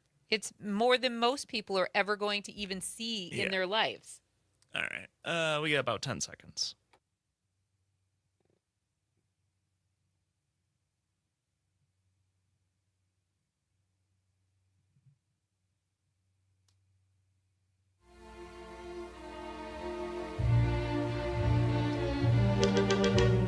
Local news, community stories, and the conversations that matter most. Now, more Daybreak with Brian and Jamie. Oh, it's very soothing this morning. 7:52 right now. Thank you so much for joining us on the Civic Media Network. Hey, some good news, Brian. Yes. The tech issues are over, and you can now text us with no complications as we start this Accelerate Your Summer Text to Win multi-state contest. You have about 8 more minutes to get us the first word of the hour, so you qualify for the daily prizes of $100 or Wisconsin Dells prize package. And then, of course, every entry puts you into the grand prize drawing for $250 in gas and another $250 in groceries. I will let you do the honors and give the word this time. Thank you. The keyword for this hour is start. START, start. Just text the word start on your Civic Media app and you will be entered. And don't worry if you entered earlier in the hour and you got a bounce back or something, your name is still being entered for today. But you have You can enter again if you want now. You've got about 6 minutes to get everything in. And don't worry, you'll have more words as the day goes on. So get your entry in like Mr. Plow King just did. That's right. That's right. So text to win. A lot of them coming in. We got thank you for the quick response time, as Jamie said, getting it all fixed. First day, always, a little wonky. But we're going in. It's still the first hour, so that's good. Multiple times. It's not just a one entry thing, so you will definitely have plenty of chances to get your name in there. So thank you for your patience. And it is working because I'm seeing all the fantastic entries coming in. I liked, when I saw this story, I hoped Parker would pick that song from Mary Poppins, "Let's Go Fly a Kite." But I should have had faith, Parker. I apologize for doubting you. I'll be honest with you. I didn't have that in my wheelhouse. I looked up kite songs. And, okay. That was the first one that came up. And actually, I got confused at first because it gave me, I didn't see that it was from Mary Poppins. I just saw that Dick Van Dyke was in it. I'm like, that what? Well, he was, And then I figured it out. Mary Poppins. That Chimney, Supercalifragilistic. Great song. You got them all. One of my favorite movies ever. Love it. Mary Poppins is great. I would like to watch it now at home. Oh, call back to upset Frank about me not liking the theaters. Anyway, why did we play Mary Poppins? Because the Wisconsin Kiters Club has about 70 members statewide and helps organize roughly 15 kite events each year across Wisconsin. The club members fly everything from simple single-line kites to giant show kites that can reach up to 100 to 130 feet long and 30 to 45 feet wide. I'm gonna say it without any sort of irony or any sort of shame. I love seeing giant kites in the air. Yeah. I love it. It's very peaceful. It's just that little flutter, and just the oh my God, I love it. I love kites, and they actually have some events coming up. They're going on June 27th, both of these events, depending on what part of the state you're on. They have Kite Day in Sister Bay and the Windsor Windy Kite Festival in Dane County. Of course, there'll be additional events throughout the summer and the fall across the state. There is nothing more peaceful than sitting there. And honestly, we live at a time that's a little crazy. I don't know if you've been paying attention to the news headlines, but it's a little crazy. So what I really love is being able to sit there, and there's this simplicity, right? In just watching a kite dance through the sky, especially when the sky is bright blue and it's a little sunny. It's the most, and watching kids' sheer joy of how science works and how you get these kites into the air. It's so much fun. And you're at the beach and you see people flying these giant kites. I haven't flown a kite since Molly was little, but I still am not the greatest at getting them up. But once you get them going, it's terrific. But the running and the holding and the tossing and then when you're working with a little kid, they're not really good at the string, and so I can't do both. They're too little to run and throw the flag. Throw the kite. The kite up. And what's cool about the Wisconsin Kiters Club, if you're lucky enough to be able to attend one of their events, it's not just watching the kites, which is just a perk, right? But a lot of their festivals include opportunities for kiddos so that they can build and then fly those kites. They make events family-friendly and very educational. And, of course, we all know that, flying a kite is a little weather dependent. Not if you're Ben Franklin. Well, light winds require specialized ultralight kites. Strong winds above 20 miles per hour can force kite flyers to bring kites down to avoid any sort of damage. And if you're an experienced kite enthusiast, you probably know all of this. But some of these events also include a lot of massive specialty kites. They have stunt kite demonstrations, which I had no idea was a thing. I love those with they bend and it's great. And opportunities for anybody who's attending to learn the basics of kite flying from experienced hobbyists. Mark's chiming in over on our text line this morning. He says that his neighbor has a sport kite. I remember back in grade school in art class making Japanese fish kites as well. I remember those. Very exciting. Have you ever had luck? I remember building a number of box kites. I could never get a box kite to fly. Yeah, it just doesn't. They never worked, and then they always crash to the ground and explode. Yes. And it's like, I spent so long making, box kites, I'm out.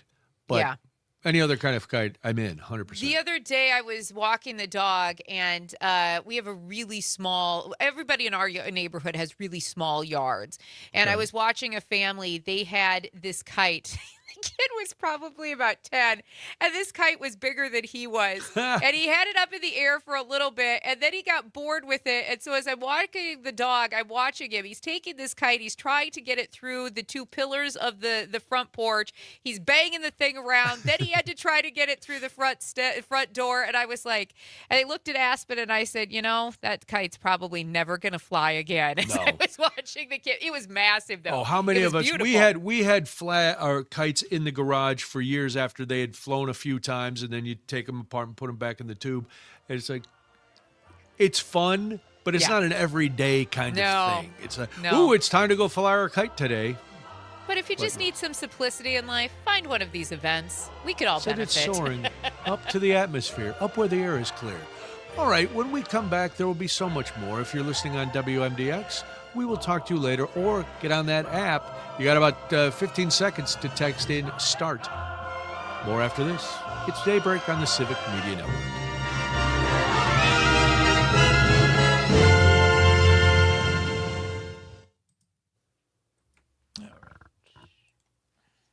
Up where the air is clear. Chim-chimmery, chim-chim-cherry. If you're with a sweep, you're in glad company.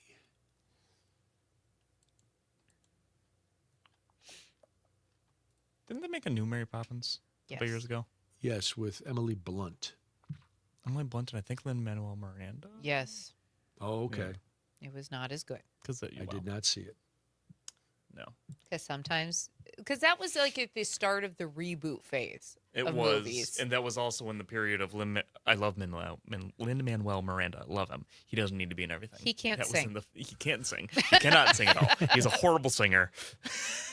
I appreciate the talent, the writing skills. Yes. Can't sing. Yeah. Can't sing. Dart. I said start. That's too late anyway. Yeah, too late. Said start. And that is why we always spell. Yep. And even then, sometimes it gets misheard. I was entirely expecting the phone call to be someone giving me the keyword. That happens? I've been told that happens. I haven't had that happen to me. But I've been told. Like in half-hour meetings. I've been told that happens. Yeah, We'll talk about that afterwards today. I didn't set an alarm, and all of a sudden, and I had said to Debbie, I go, help me remember I got this meeting. And we were cleaning the house and doing all kinds of stuff, getting ready for her sister to show up. And then at about 20 to 12, Debbie goes, didn't you have a meeting? Oh, I sent Aaron an email. I was like, man, I'm so sorry I missed it. No. And, it was large enough of a group that you wouldn't notice that any one person was gone. And there were a couple people who couldn't make it, so no biggie. Well, he said, no worries. Yeah. We'll talk about that meeting after the show today. Oh boy! If you really want to find out what it was like. No, I could see from the show notes or the meeting notes that I saw. I was like, oh boy, how hard is it to go? Here's the copy. This is what you say. You never know. Okay. I don't need to discuss every contingency. Obviously, they didn't discuss what do we do if it doesn't work. It's okay. It's what happened. Is start a key phrase for opting into texts from the station, and they didn't realize that it was a word that would trigger that rather than the keyword for I don't know what they did. Okay. I wonder if that's... I just have to get people to fix it.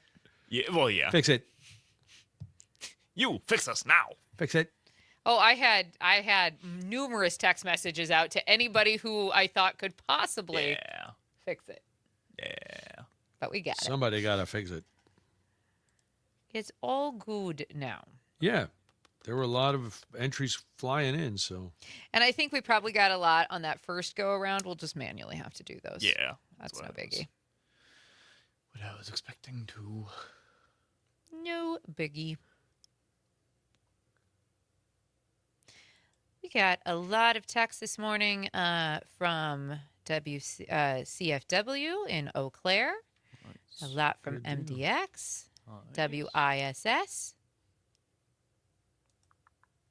WFHR mixed in there too. Ooh. Yeah. FHR. How you doing, Wisconsin Rapids? what's up in the rapids? Mr. Plow King says, stop is definitely a text command. Yes. Yes. Yeah. Hopefully that's not, what made me think of it. Hopefully that's not a word on our list. I should look through the list. The first and the last ones. No, I think we're good. Access denied. Don't. That's not a text. Oh, no. If you put in the special keyword, you can listen to this show all the time. It'll never stop playing on your phone. I was talking to a buddy of mine that I was hanging out with yesterday. And I was telling him about the show. He's like, what station is it? I'm like, it's 92.7 MDX. This is probably the easiest one for you to get. And he goes, you know what? I'm just going to get the app. Perfect. Yeah. That's the way to do it.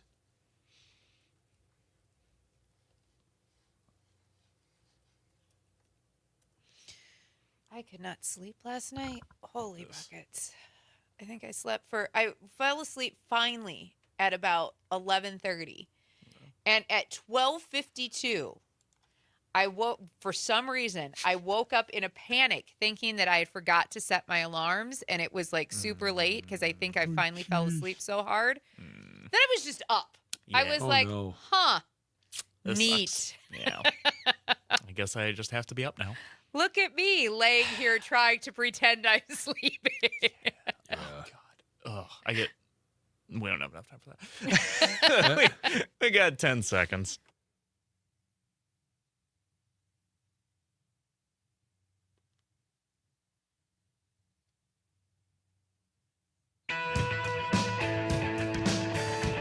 Across the state of Wisconsin, Daybreak with Brian and Jamie is back.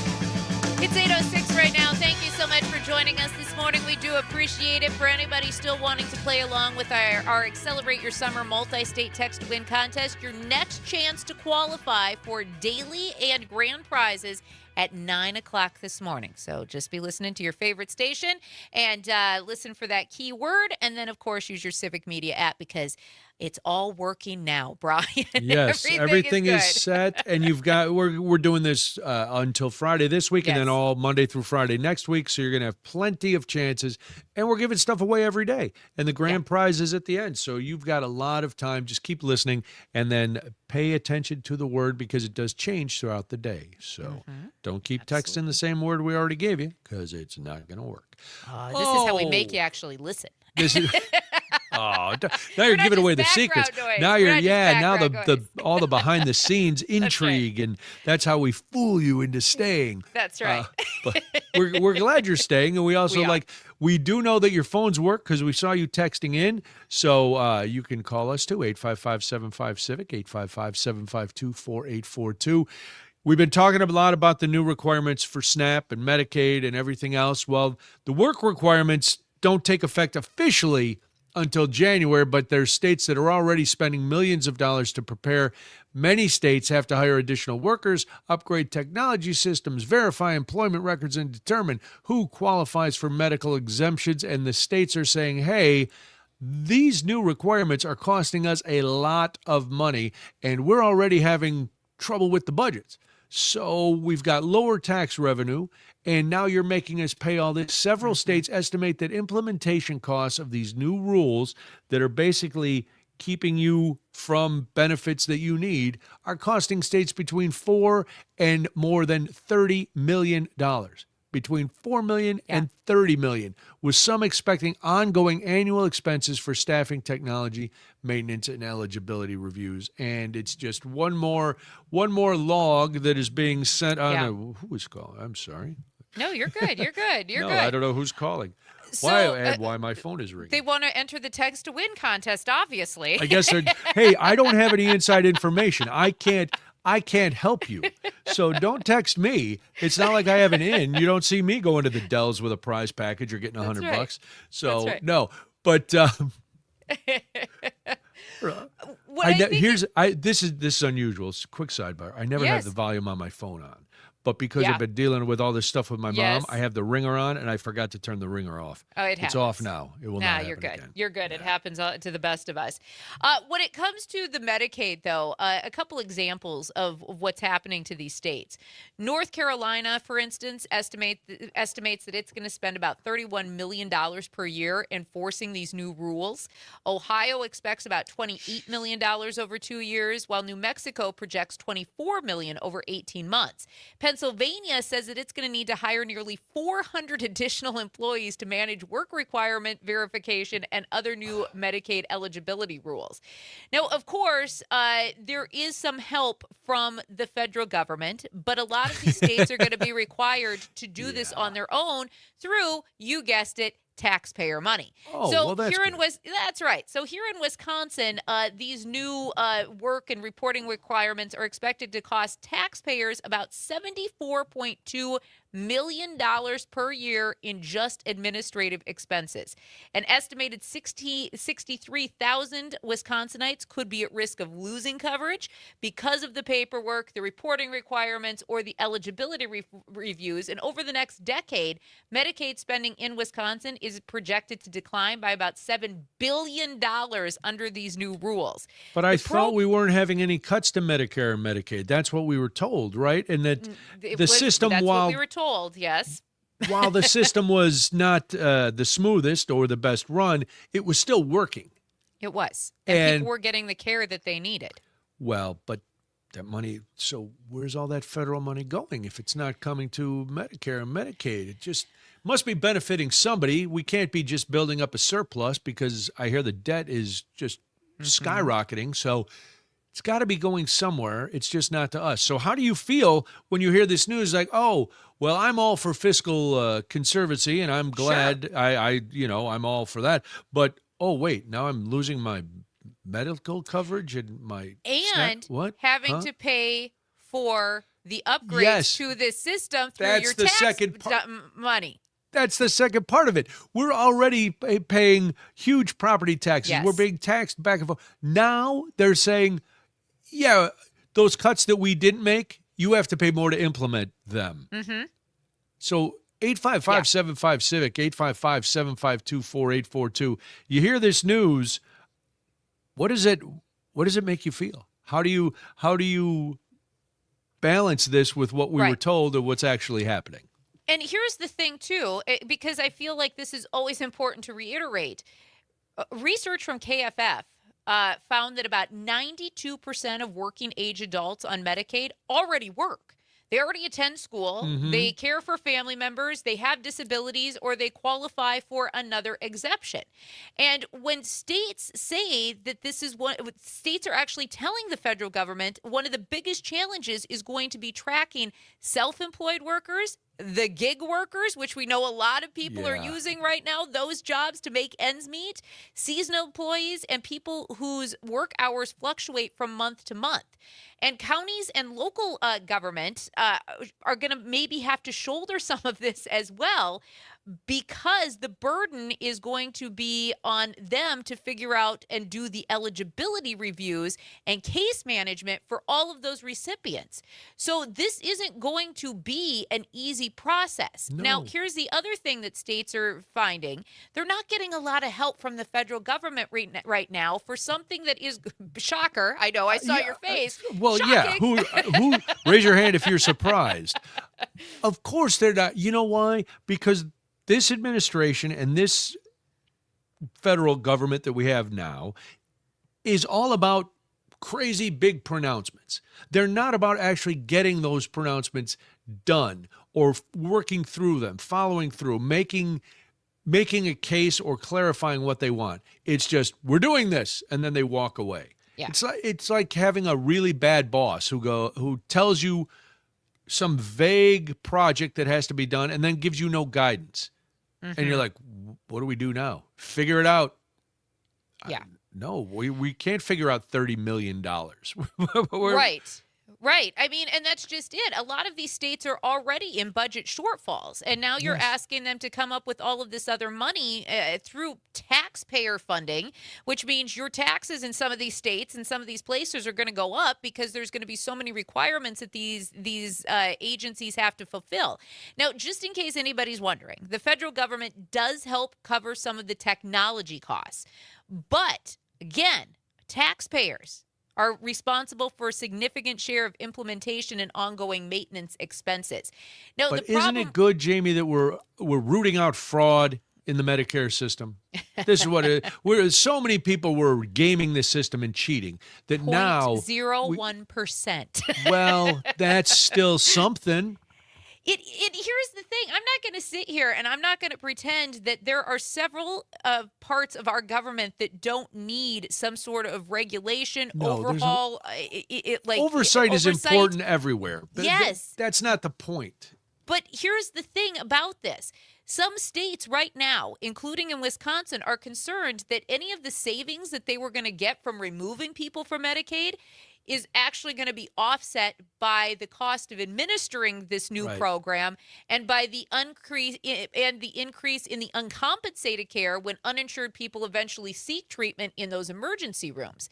Now, the federal government says that if you can't get onto Medicaid because of our new requirements, just go to the ACA. That's their answer. Wait a minute. The ACA? Yes. That's Obamacare. Isn't it? Obamacare. That's that horrible plan that they were going to do away with a decade ago. It was so bad that they vowed a million times, we have a better plan coming in 2 weeks. 2 weeks, it'll be here in 2 weeks. 2 weeks has come and gone how many times? A lot. 250, let's say. Yeah. Well, yeah, you figure there's like 27 2-week periods in a year times 10. That's 270. About. Yes. It's a lot of 2 weeks. But the point is, it's a horrible program. Even for the people who were on ACA, not knowing that it was Obamacare. And then now they're like, well, I don't have Obamacare. I have the ACA. Sorry, not friend. to mention the fact that there's been so many changes to the ACA that's becoming harder to do because premiums, deductibles, the out-of-pocket costs continue to rise. It's pricing people right out of the insurance market. There are several insurance companies that won't be a part of the ACA anymore, and leaving families without insurance or scrambling for new plans, new coverage. And there are a lot of people who also are going to, when they look at this, they're going to not be able to hit the Medicaid work requirements, which they did maybe just a year or two ago. But now you have no option through the ACA because it is literally pricing people right out of insurance.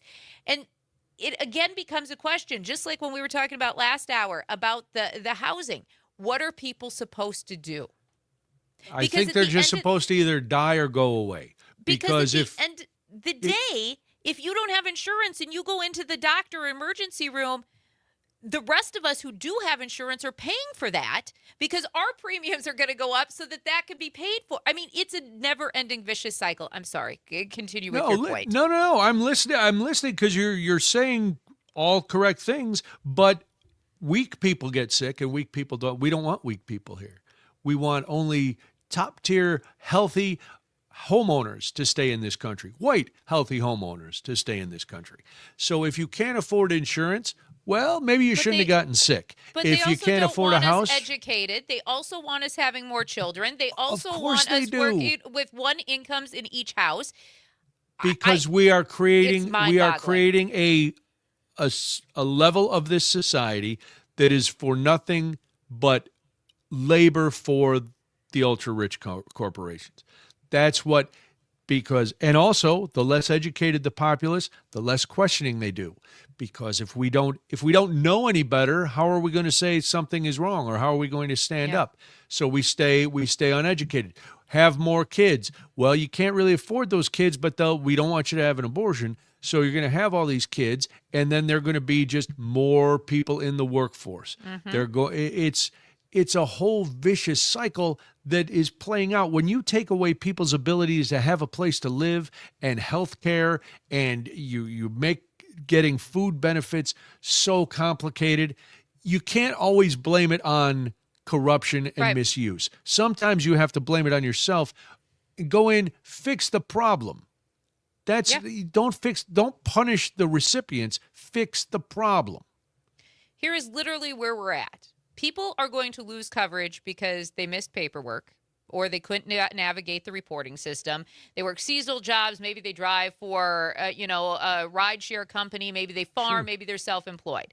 Then taxpayers are going to end up paying twice. Once for the bureaucracy, and again, then when the uninsured people delay care until they end up in an emergency room. That is essentially what this new program has created. By taking away ACA benefits, by making it harder to be on Medicaid, we are essentially paying twice, if not sometimes 3 times, for this coverage. What? And then, all right, so everybody goes to the emergency room. The emergency room has to treat them. But then the emergency room isn't getting paid. So how long does your rural emergency room last? Not very long. How long do people stay in trauma centers as doctors and nurses? Not very long. So then what? Then the hospitals start to close because they had to treat people who couldn't pay? I don't know. I do know I have to rename my wireless network because I'm going to be flying. And I guess that's a thing now. We'll talk about it. Daybreak, Civic Media Network.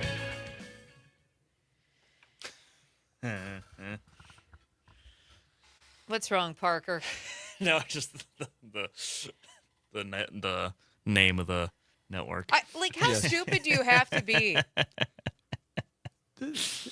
The world is just, I don't understand it.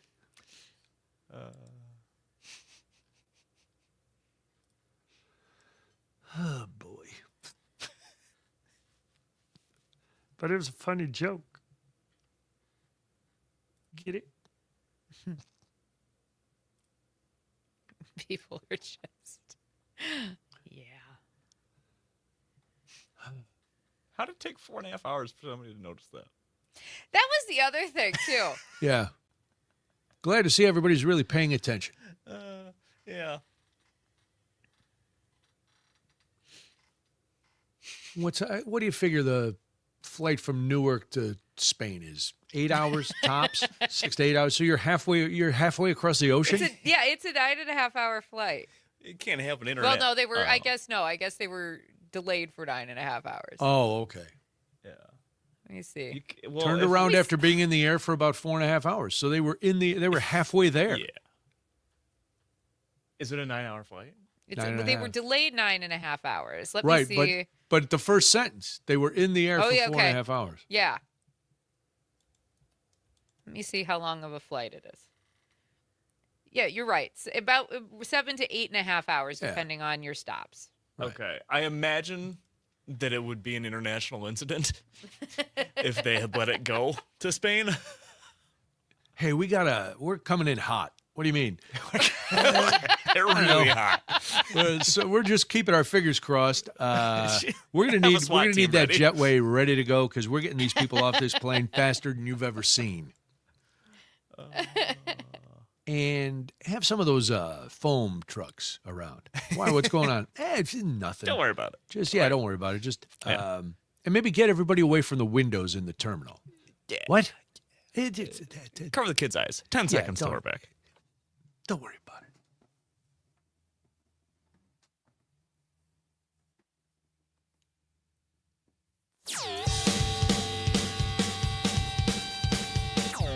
Fairly solid and better than expected. It's Daybreak with Brian and Jamie. It's 8:22 right now. Thank you so much for joining us this morning on the Civic Media Network. My name is Jamie Martinson. Good morning. I'm Brian Noonan, and I am never surprised by, I'm going to say it, the stupidity of some people. You may have seen this story.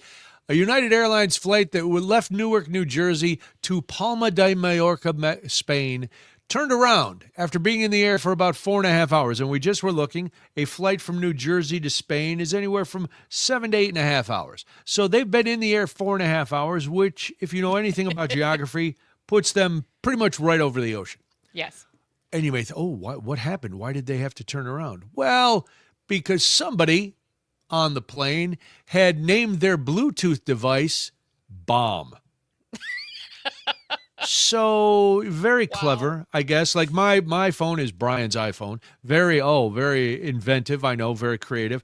It doesn't say bomb or explosive or kill everybody on the plane or, terrorist phone here. None of that. No. But it does. Just a simple phone. Simple. It took them 4.5 hours, Jamie, to find this. 4.5 hours. Flight attendants asked passengers to turn off Bluetooth devices while the crew attempted to identify the source of the signal.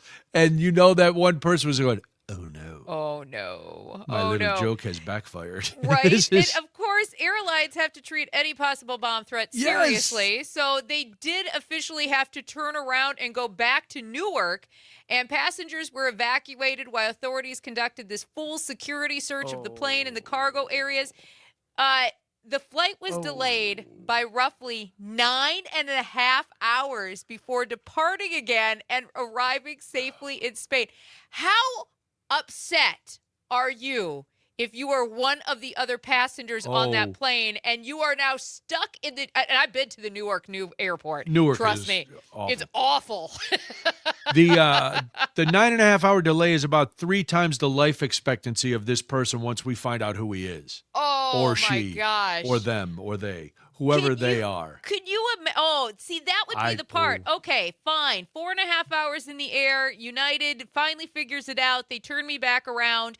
But I am so upset at the person. Imagine if that's a person you're traveling with. Oh, and you don't like know, and they go, "Come on, I was just kidding," or your husband or your wife. Oh, you that's just own them right there. You leave them in Newark, and you are going to Spain by yourself. I can't with you anymore. This is the last straw. You put assassin on your device when we went to the White House tour. You are the dumbest human being on the face of the planet. Yeah. You need to go away. No, I would be furious. Not everything that you want to do in life is funny. No, trust me. I know. Be honest. It is. No matter how much of a joker you are, you have to be a complete imbecile to think you can joke about an explosive on a plane.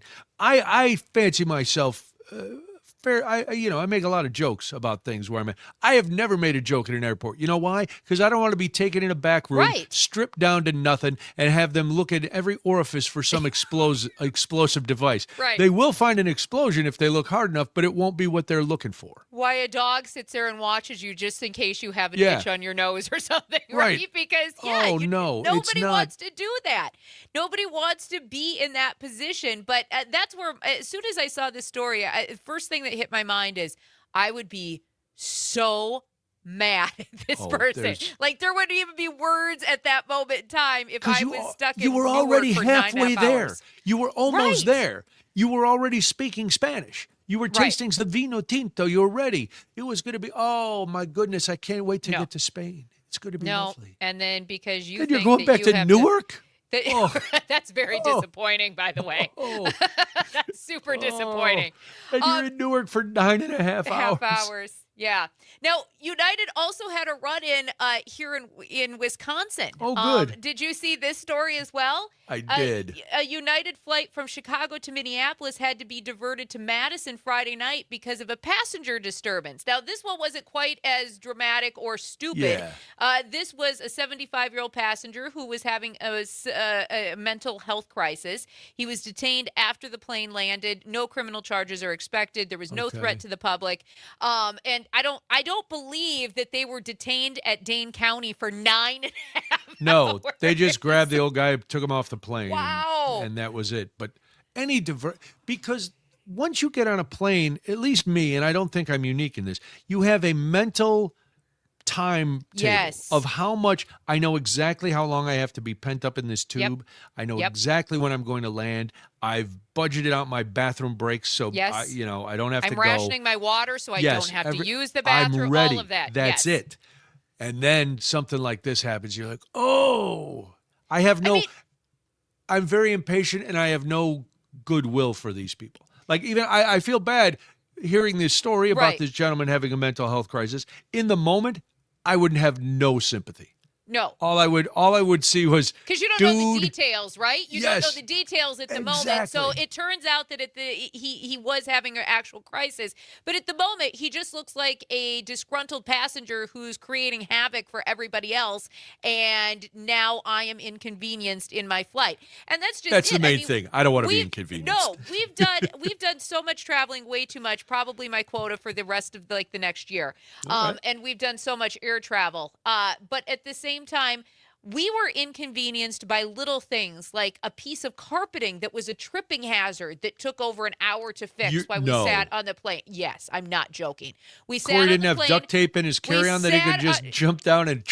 We sat on the plane for an hour waiting to taxi because there was a piece of carpet. The corner was up. And in order for us to take off and get in the air, because it was a tripping hazard, they had to bring maintenance over. And then not only did they have to bring maintenance over to fix it, they had to write a full report before we could actually taxi and be on our way. No.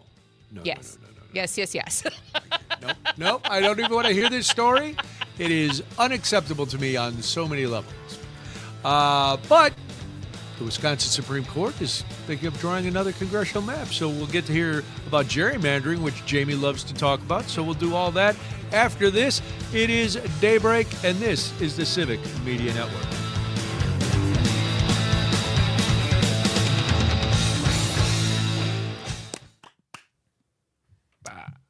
Yes. I would have I would have ripped up all the carpet. Piece of carpet. And we sat there for an hour because they had to get a maintenance technician. The maintenance technician had to then call somebody else because he didn't actually bring the proper supplies to fix it. So then we sat there while they had somebody come over, and then that guy brought whatever glue, super strength glue they had, which was great on a small plane, by the way, because the odor until it dried. I'm sure it smelled beautifully. So then they got that glued down, and then everybody's watching them glue it. We're like, yes, we're going to be on our way. And the guy pulls out a tablet, and I'm like, oh. And at that point, the flight attendant gets on the speaker and tells us all that the carpet has been fixed and is no longer a tripping hazard, and we'll be on our way as soon as all of the appropriate paperwork for this maintenance has been taken care of. Stop it. It's about ready to lose my mind. This is why I drive. What kind and of? at that point, it's still blowing hot air, right? Because they haven't turned on the air conditioner and they haven't taken you anywhere. So there's really all the air blowing on you in this plane is hot air at this point. So you're crabby. Now I'm sweating. Now I'm stuck next to a guy who smells like Funyuns, and which was not my husband. This was the guy on the other side of me. Oh, okay. Make sure. Because Corey always puts me in the middle seat so he can have the window, and I always get stuck by the guy who smells like Funyuns. And Worse smells. it was, I didn't think we were ever going to get in the air that day. That was part of our, why it took us 14 hours. Jeez. It was, and then we were so delayed in taking off that we didn't actually have clearance, right? Because now we lost our position on the runway. So now we have to sit there and wait until we have a new position on the runway to actually taxi. Lord. And so we sat there. We sat at the end of the lane, whatever that lane is called, and we sat there because now we had the lane of hell. Yeah, it was the lane of hell. We had to wait and the pilot kept coming on. As soon as we're cleared, folks, and we're given a position by the tower, we'll be on our way. Will we? Will we though? God, to do. No. In my head, I just picture the entire plane heckling the guy as he glues the carpet seriously, down. I get it. There was elderly people on the plane and the flight attendants. Pick up your feet, people. Stay in your seat. I know you want to sue the airline and make a fortune, but you're not going to get any money. We're bankrupt. So just watch where you step. It was mind-bogglingly numbing bad. Wow. I was like, this is This is stupid. And stupid. Yeah. But yeah, we finally, then eventually we got to take off. So it was great. And then, of course, people in our plane were panicked because now we're like an hour and 25 minutes behind schedule. And there were some people who had connecting flights, like that were going to take off before we even landed. Oh, so that now doesn't work, I don't think. No, How are because you gonna figure that one out? yeah. So because they had like a half-hour layover, right? And that was it. Yeah. And now they're going to miss their connecting flight, and so they're panicking. And then, of course, as we're in the air, the Wi-Fi isn't working, so they can't even like do anything on their phones or their laptops. That's another report. Right. Once you land, you got to do another report. Yes, and Alicia is chiming in saying, as a former aircraft maintainer, it is definitely a safety thing. And yes, I get it. And that's what I was trying to keep in the back of my head, because I would have really hated to see somebody fall or get hurt. But yeah, yes, thank you for acknowledging it was maddening.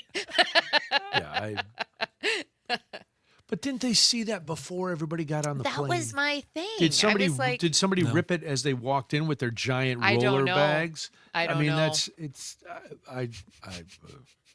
It was that, something. Have people learned nothing from The Amazing Race? You never book a connecting flight.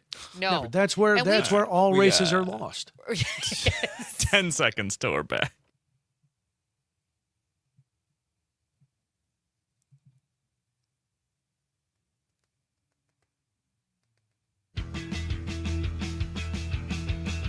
Want to join in on the conversation? Call or text 855-75-CIVIC. Now back to Brian and Jamie. Good morning. Thank you so much for joining us today on the Civic Media Network. It is 8:35 right now. If you're in Hayward listening on WBZH, or in Appleton and Oshkosh on WISS, or in Eau Claire listening on 93.5 The Tap, thank you so much for joining us today. We always appreciate it. I am Jamie Martinson. And good morning, I'm Brian Noonan. I know you're thinking, boy, Brian, you and Jamie haven't really talked a lot about gerrymandering or Wisconsin politics today. What happened? Are you slacking off? No, we're just waiting. Because all these follow-up stories are starting to come as we get closer to midterms and more elections. So got to do our due diligence. Make sure we all know what's happening. We're not going to leave you hanging, because there's always something. And in Wisconsin, a lot of it centers around maps and congressional districts. And what about this drawing? What about that drawing? Well, the Wisconsin Supreme Court has agreed to hear an appeal involving a lawsuit that challenges the state's congressional maps as an anti-competitive gerrymander. The lawsuit argues that Wisconsin's congressional districts are drawn in a way that protects incumbents and makes elections less competitive regardless of the political party. Currently, Wisconsin has 8 congressional districts, with Republicans holding 6 seats and Democrats holding 2.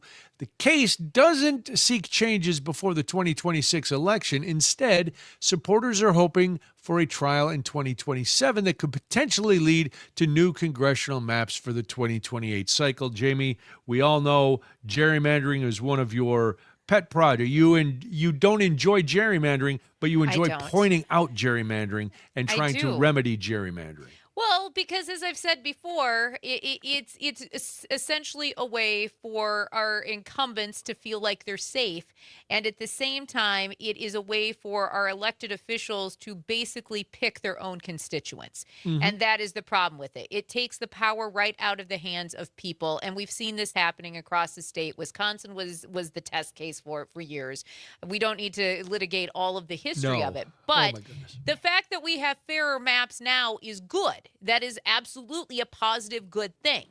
The fact that I do believe that this is, when you look at gerrymandering and the way the state is laid out, I don't disagree with the premise of this particular lawsuit, that it does make it easier for incumbents to stay in power no matter who they are, and which makes elections just not as fair for other people, for people, right? It really makes people feel really comfortable. There's not as many people jumping into races.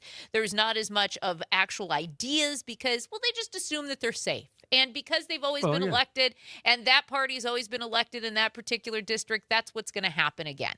That's why I hate gerrymandering, and that's why I don't necessarily disagree with this. Now, the fact that our maps in Wisconsin are only secure through the end of this year, and we need new maps anyway, it would make sense that they're asking for changes for 2028. Sure. So we'll see how it plays out as these maps, as you mentioned, fairer than they were before. Yes, but yes.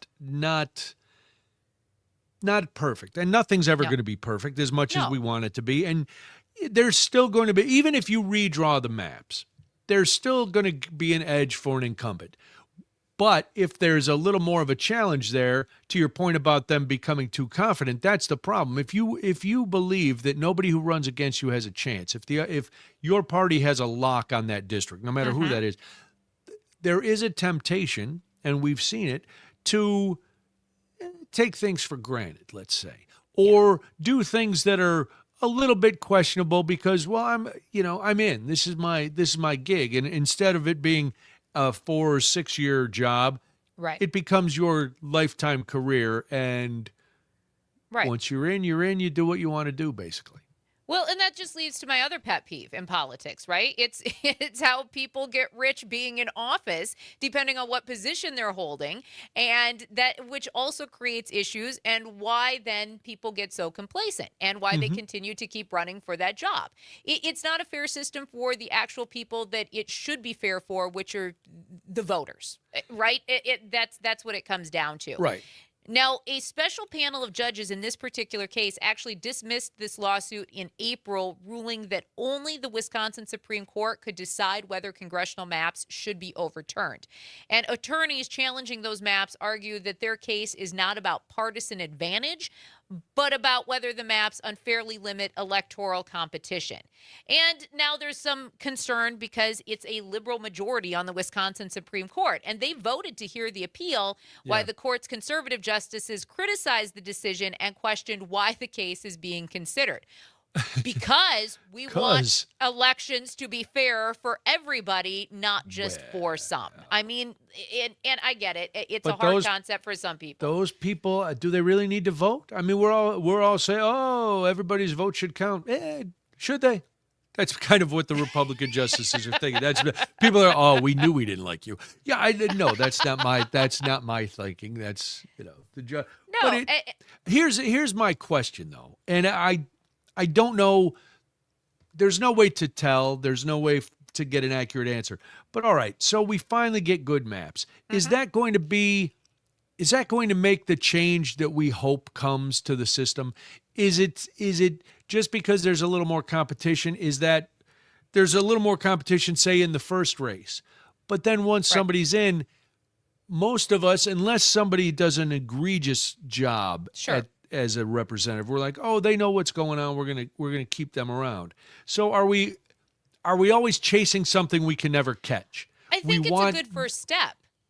I think it's not the end all be all, because we do need so many reforms, right? We do need to take the money out of politics in this country, not just in Wisconsin. But if we stop, I guess is my question. If we stop with that, and we go, well, we got rid of those gerrymandered maps. Everybody's vote's going to count.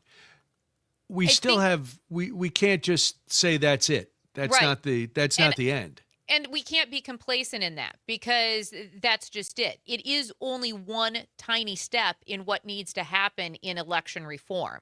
And when I say election reform, I don't mean what has been put up by the GOP to make it harder to vote. What I mean by election reform is making it easier, making it fairer, and taking the money out, making sure that we do have things like term limits so that our representatives and do have to be accountable and actually campaign and tell us what their ideas are, what their record is, because that's where we start getting into this area of all of a sudden we have millionaires representing us in office. And that doesn't work for most people. It doesn't work, but we also have to take some responsibility ourselves. You said complacency. We have horrible voter turnout in every election. That's the main story. Why? Worse. Complacency. A lot of people will couch it in, well, there's nobody I want to vote for. I'm not voting. I'm not picking the lesser of two evils. Well, you have to. Who sometimes. cares? You have to pick the lesser of two evils. You have to. So complacency isn't just, politicians getting into office and then staying there forever. The reason they keep getting elected, the reason they can stay in is because of you and me and Jamie and everybody else. If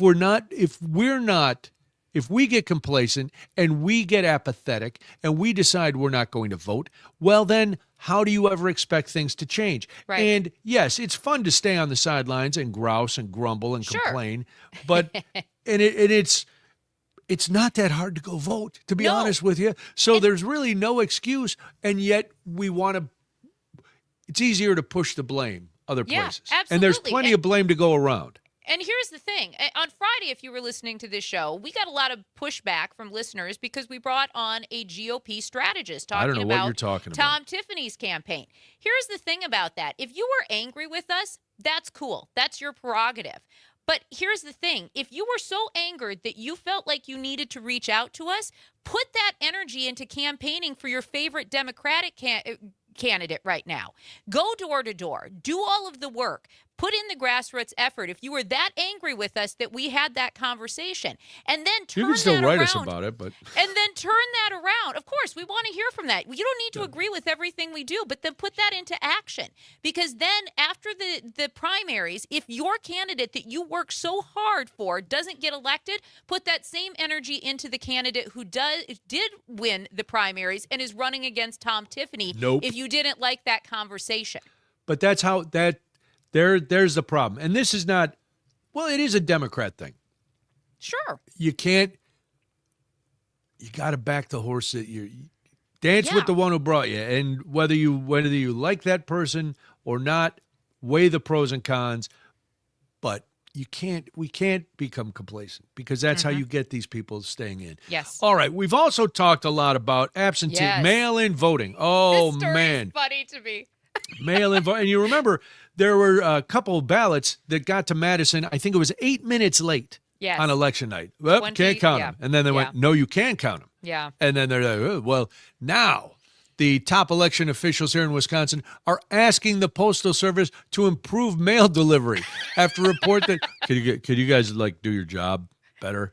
That's nope, why we're the post office. That's why this story is funny to me because that's essentially probably going to be the response, right? Hey, you know what you're getting. We're the post office. I appreciate election officials going out and asking if we could, they could do the job a little bit better. But at the same time, it's not going to work. I think it's going to be easier for the election officials to go, all right, we've got a window of the polls close at 8. We're going to give it till midnight, just in case. Yeah. Maybe we don't put a hard stop when the Postal Service is involved. And no shade on the Postal Service. I still think it's magic that I can drop something in a box outside my house and it could end up on the other side of the world. Yes, so I think it's no fascinating. shade on the Postal Service, but we've all been to the post office. Not always the friendliest human beings working at the post office. And I get it. I do too. They have to work with the public. I can imagine that their job is not easy. But I only want one stamp. Right. Only sell them in books, ma'am. But I don't need a book. I need a stamp. Because nobody's using stamps in 2026. So. I have to mail something today, and I'm like, do we have stamps in the house? I don't think we have stamps. had the same problem yesterday. I have to go to the post office today because I have the exact same problem. It's like, wow. I don't remember the last time I bought stamps. What I do appreciate about this story, yes, even if it's funny to me, is that it's a bipartisan group of commissioners who sent this letter to the Postmaster General because both parties are displaying concerns about these mail delays and how that basically treats the ballots and how and voters' trust in the election process. About 2/3 of Wisconsin clerks actually reported problems with absentee ballots during the recent elections. 2/3 of our clerks. So that tells you that we might need to refine what we're doing in this state when it comes to absentee ballot if we can't actually, count on the post office. Yeah. And not because I don't think they're doing their job. I also think that they're understaffed and don't have the funding to actually make things happen as quickly as they once did either. Well, and I also, the voters Wisconsin are stupid. election. Get your ballots in the mail on time. See, that's the thing. That's what the Wisconsin Election Commission keeps saying. If you mail your ballots 10 days ahead, yeah. And if I had a pony, I'd ride around the neighborhood. And if you neither can't one get is it in the happening. mail, then make plans to drop it off at your local voting precinct. I mean, you don't have to stand there and do the vote if your ballot's already filled out. Or But also, I get it. Come on. The post office is crazy. We talked about Yes. this. If I mail something in Madison, it's got to go down to Milwaukee. Then it's got to circle back around. It's like, Yes. It's. I can see where the mail has to be. It shouldn't go on the mail doesn't need to take a road trip to enjoy Wisconsin's beautiful scenery. Right. The mail just needs to get from point A to point B as quickly as possible. Don't tell me about your sorting stations and blah, blah, blah. How much can it be to get ballots done right? Make them a priority. That's it. I don't know. The post office. Oh, the post office. All right. Jamie, I don't know. You sent this story. It's going to cause huge conundrums. We will talk about a large roll of toilet paper that could be yours on Daybreak. Well, if it could be mine. It could be yours. All right. I'm in. There is not a chance. I only read the headline, and I don't know anymore, and I'm scared. Hang on, buddy. Don't be scared. Hold on to your butts. Hold on to your butt, Clyde. I don't. One, I think well, we'll save it. A lot of questions. No, get it out. Well, I will. But I'm only getting it out once. Because I have a giant roll of toilet paper.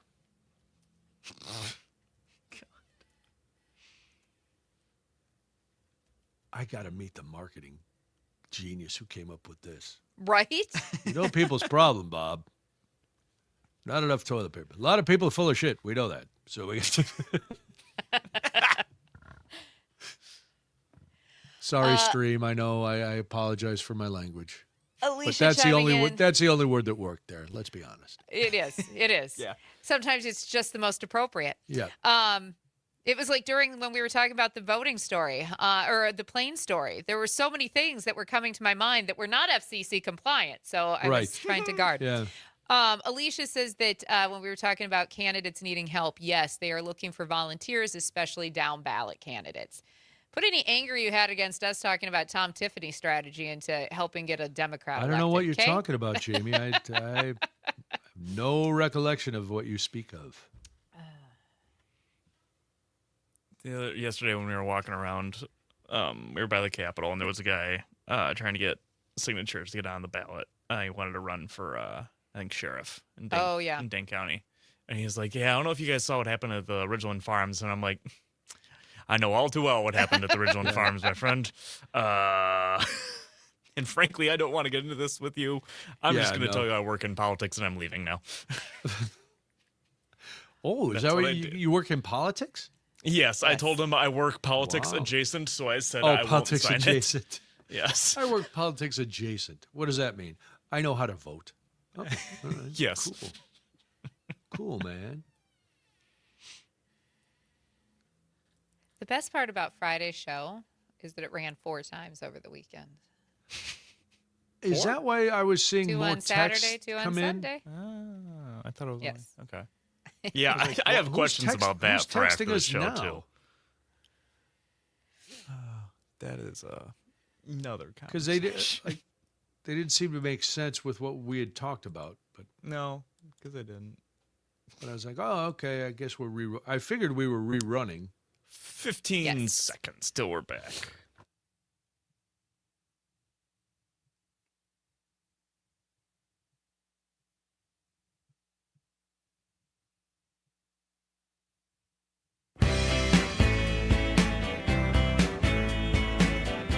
All facts, no fiction. It's Daybreak with Brian and Jamie. It's 8:52 right now. Thank you for joining us this morning. My name is Jamie Martinson.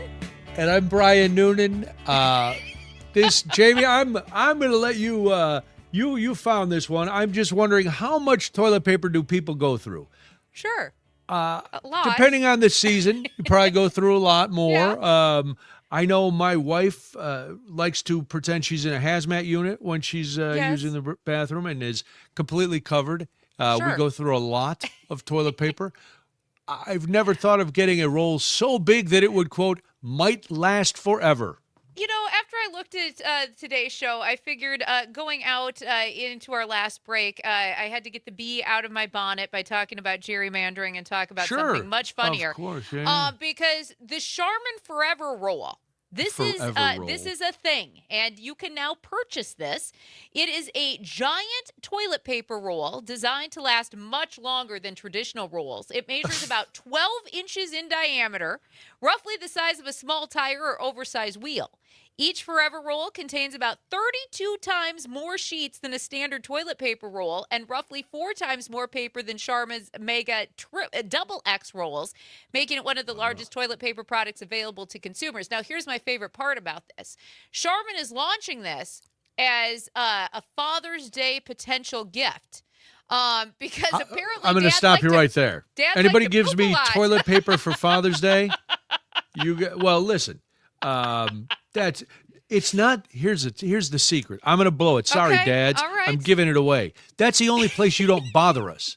So we're not in there. We're not actually. We don't need the toilet paper. We just are looking for a place Sure. where for 5 minutes we can go in and not be bothered. Because you're gonna go, because Dad will go, don't come in. It's really okay, and then he can Right. stay in there. Oh yeah, breakfast Right. didn't agree with me, even though he's not doing anything. He's scrolling on his phone. He's on his standing in the mirror phone. flexing. He's Yeah, doing that's all right. kind of stuff. The one thing That's he's right. not doing is availing himself of a giant industrial roll of toilet paper. I just love that for Father's Day, dads get tools, golf, grilling, cars, or a giant roll of toilet paper. Wow, who that's gets a what we give car? dads. Car stuff. Because Oh. that's what dads do, right? Like they wax their cars, they clean their cars. This is how we market to dads on Father's Day. I and now guess we've added maybe a in giant some roll of toilet universe, paper. I don't. A lot of dad stuff on Father's Day is so they can do more work for the family, like grilling Of and course. things like that. Of course. But Same I don't. thing. Yeah. But Yeah. toilet paper does not weigh into that. No. Now is Dad the only one who can use it? Because if you're giving that to me for Father's Day, I'm keeping it where only I can get to it. Well, of course. And I'll 'cause be it's like your a little gift. kid. I'll be carrying it into the Well, that's- bathroom with me. That's my good, 'cause toilet it will- paper. It's good because it won't actually fit on a standard toilet paper holder.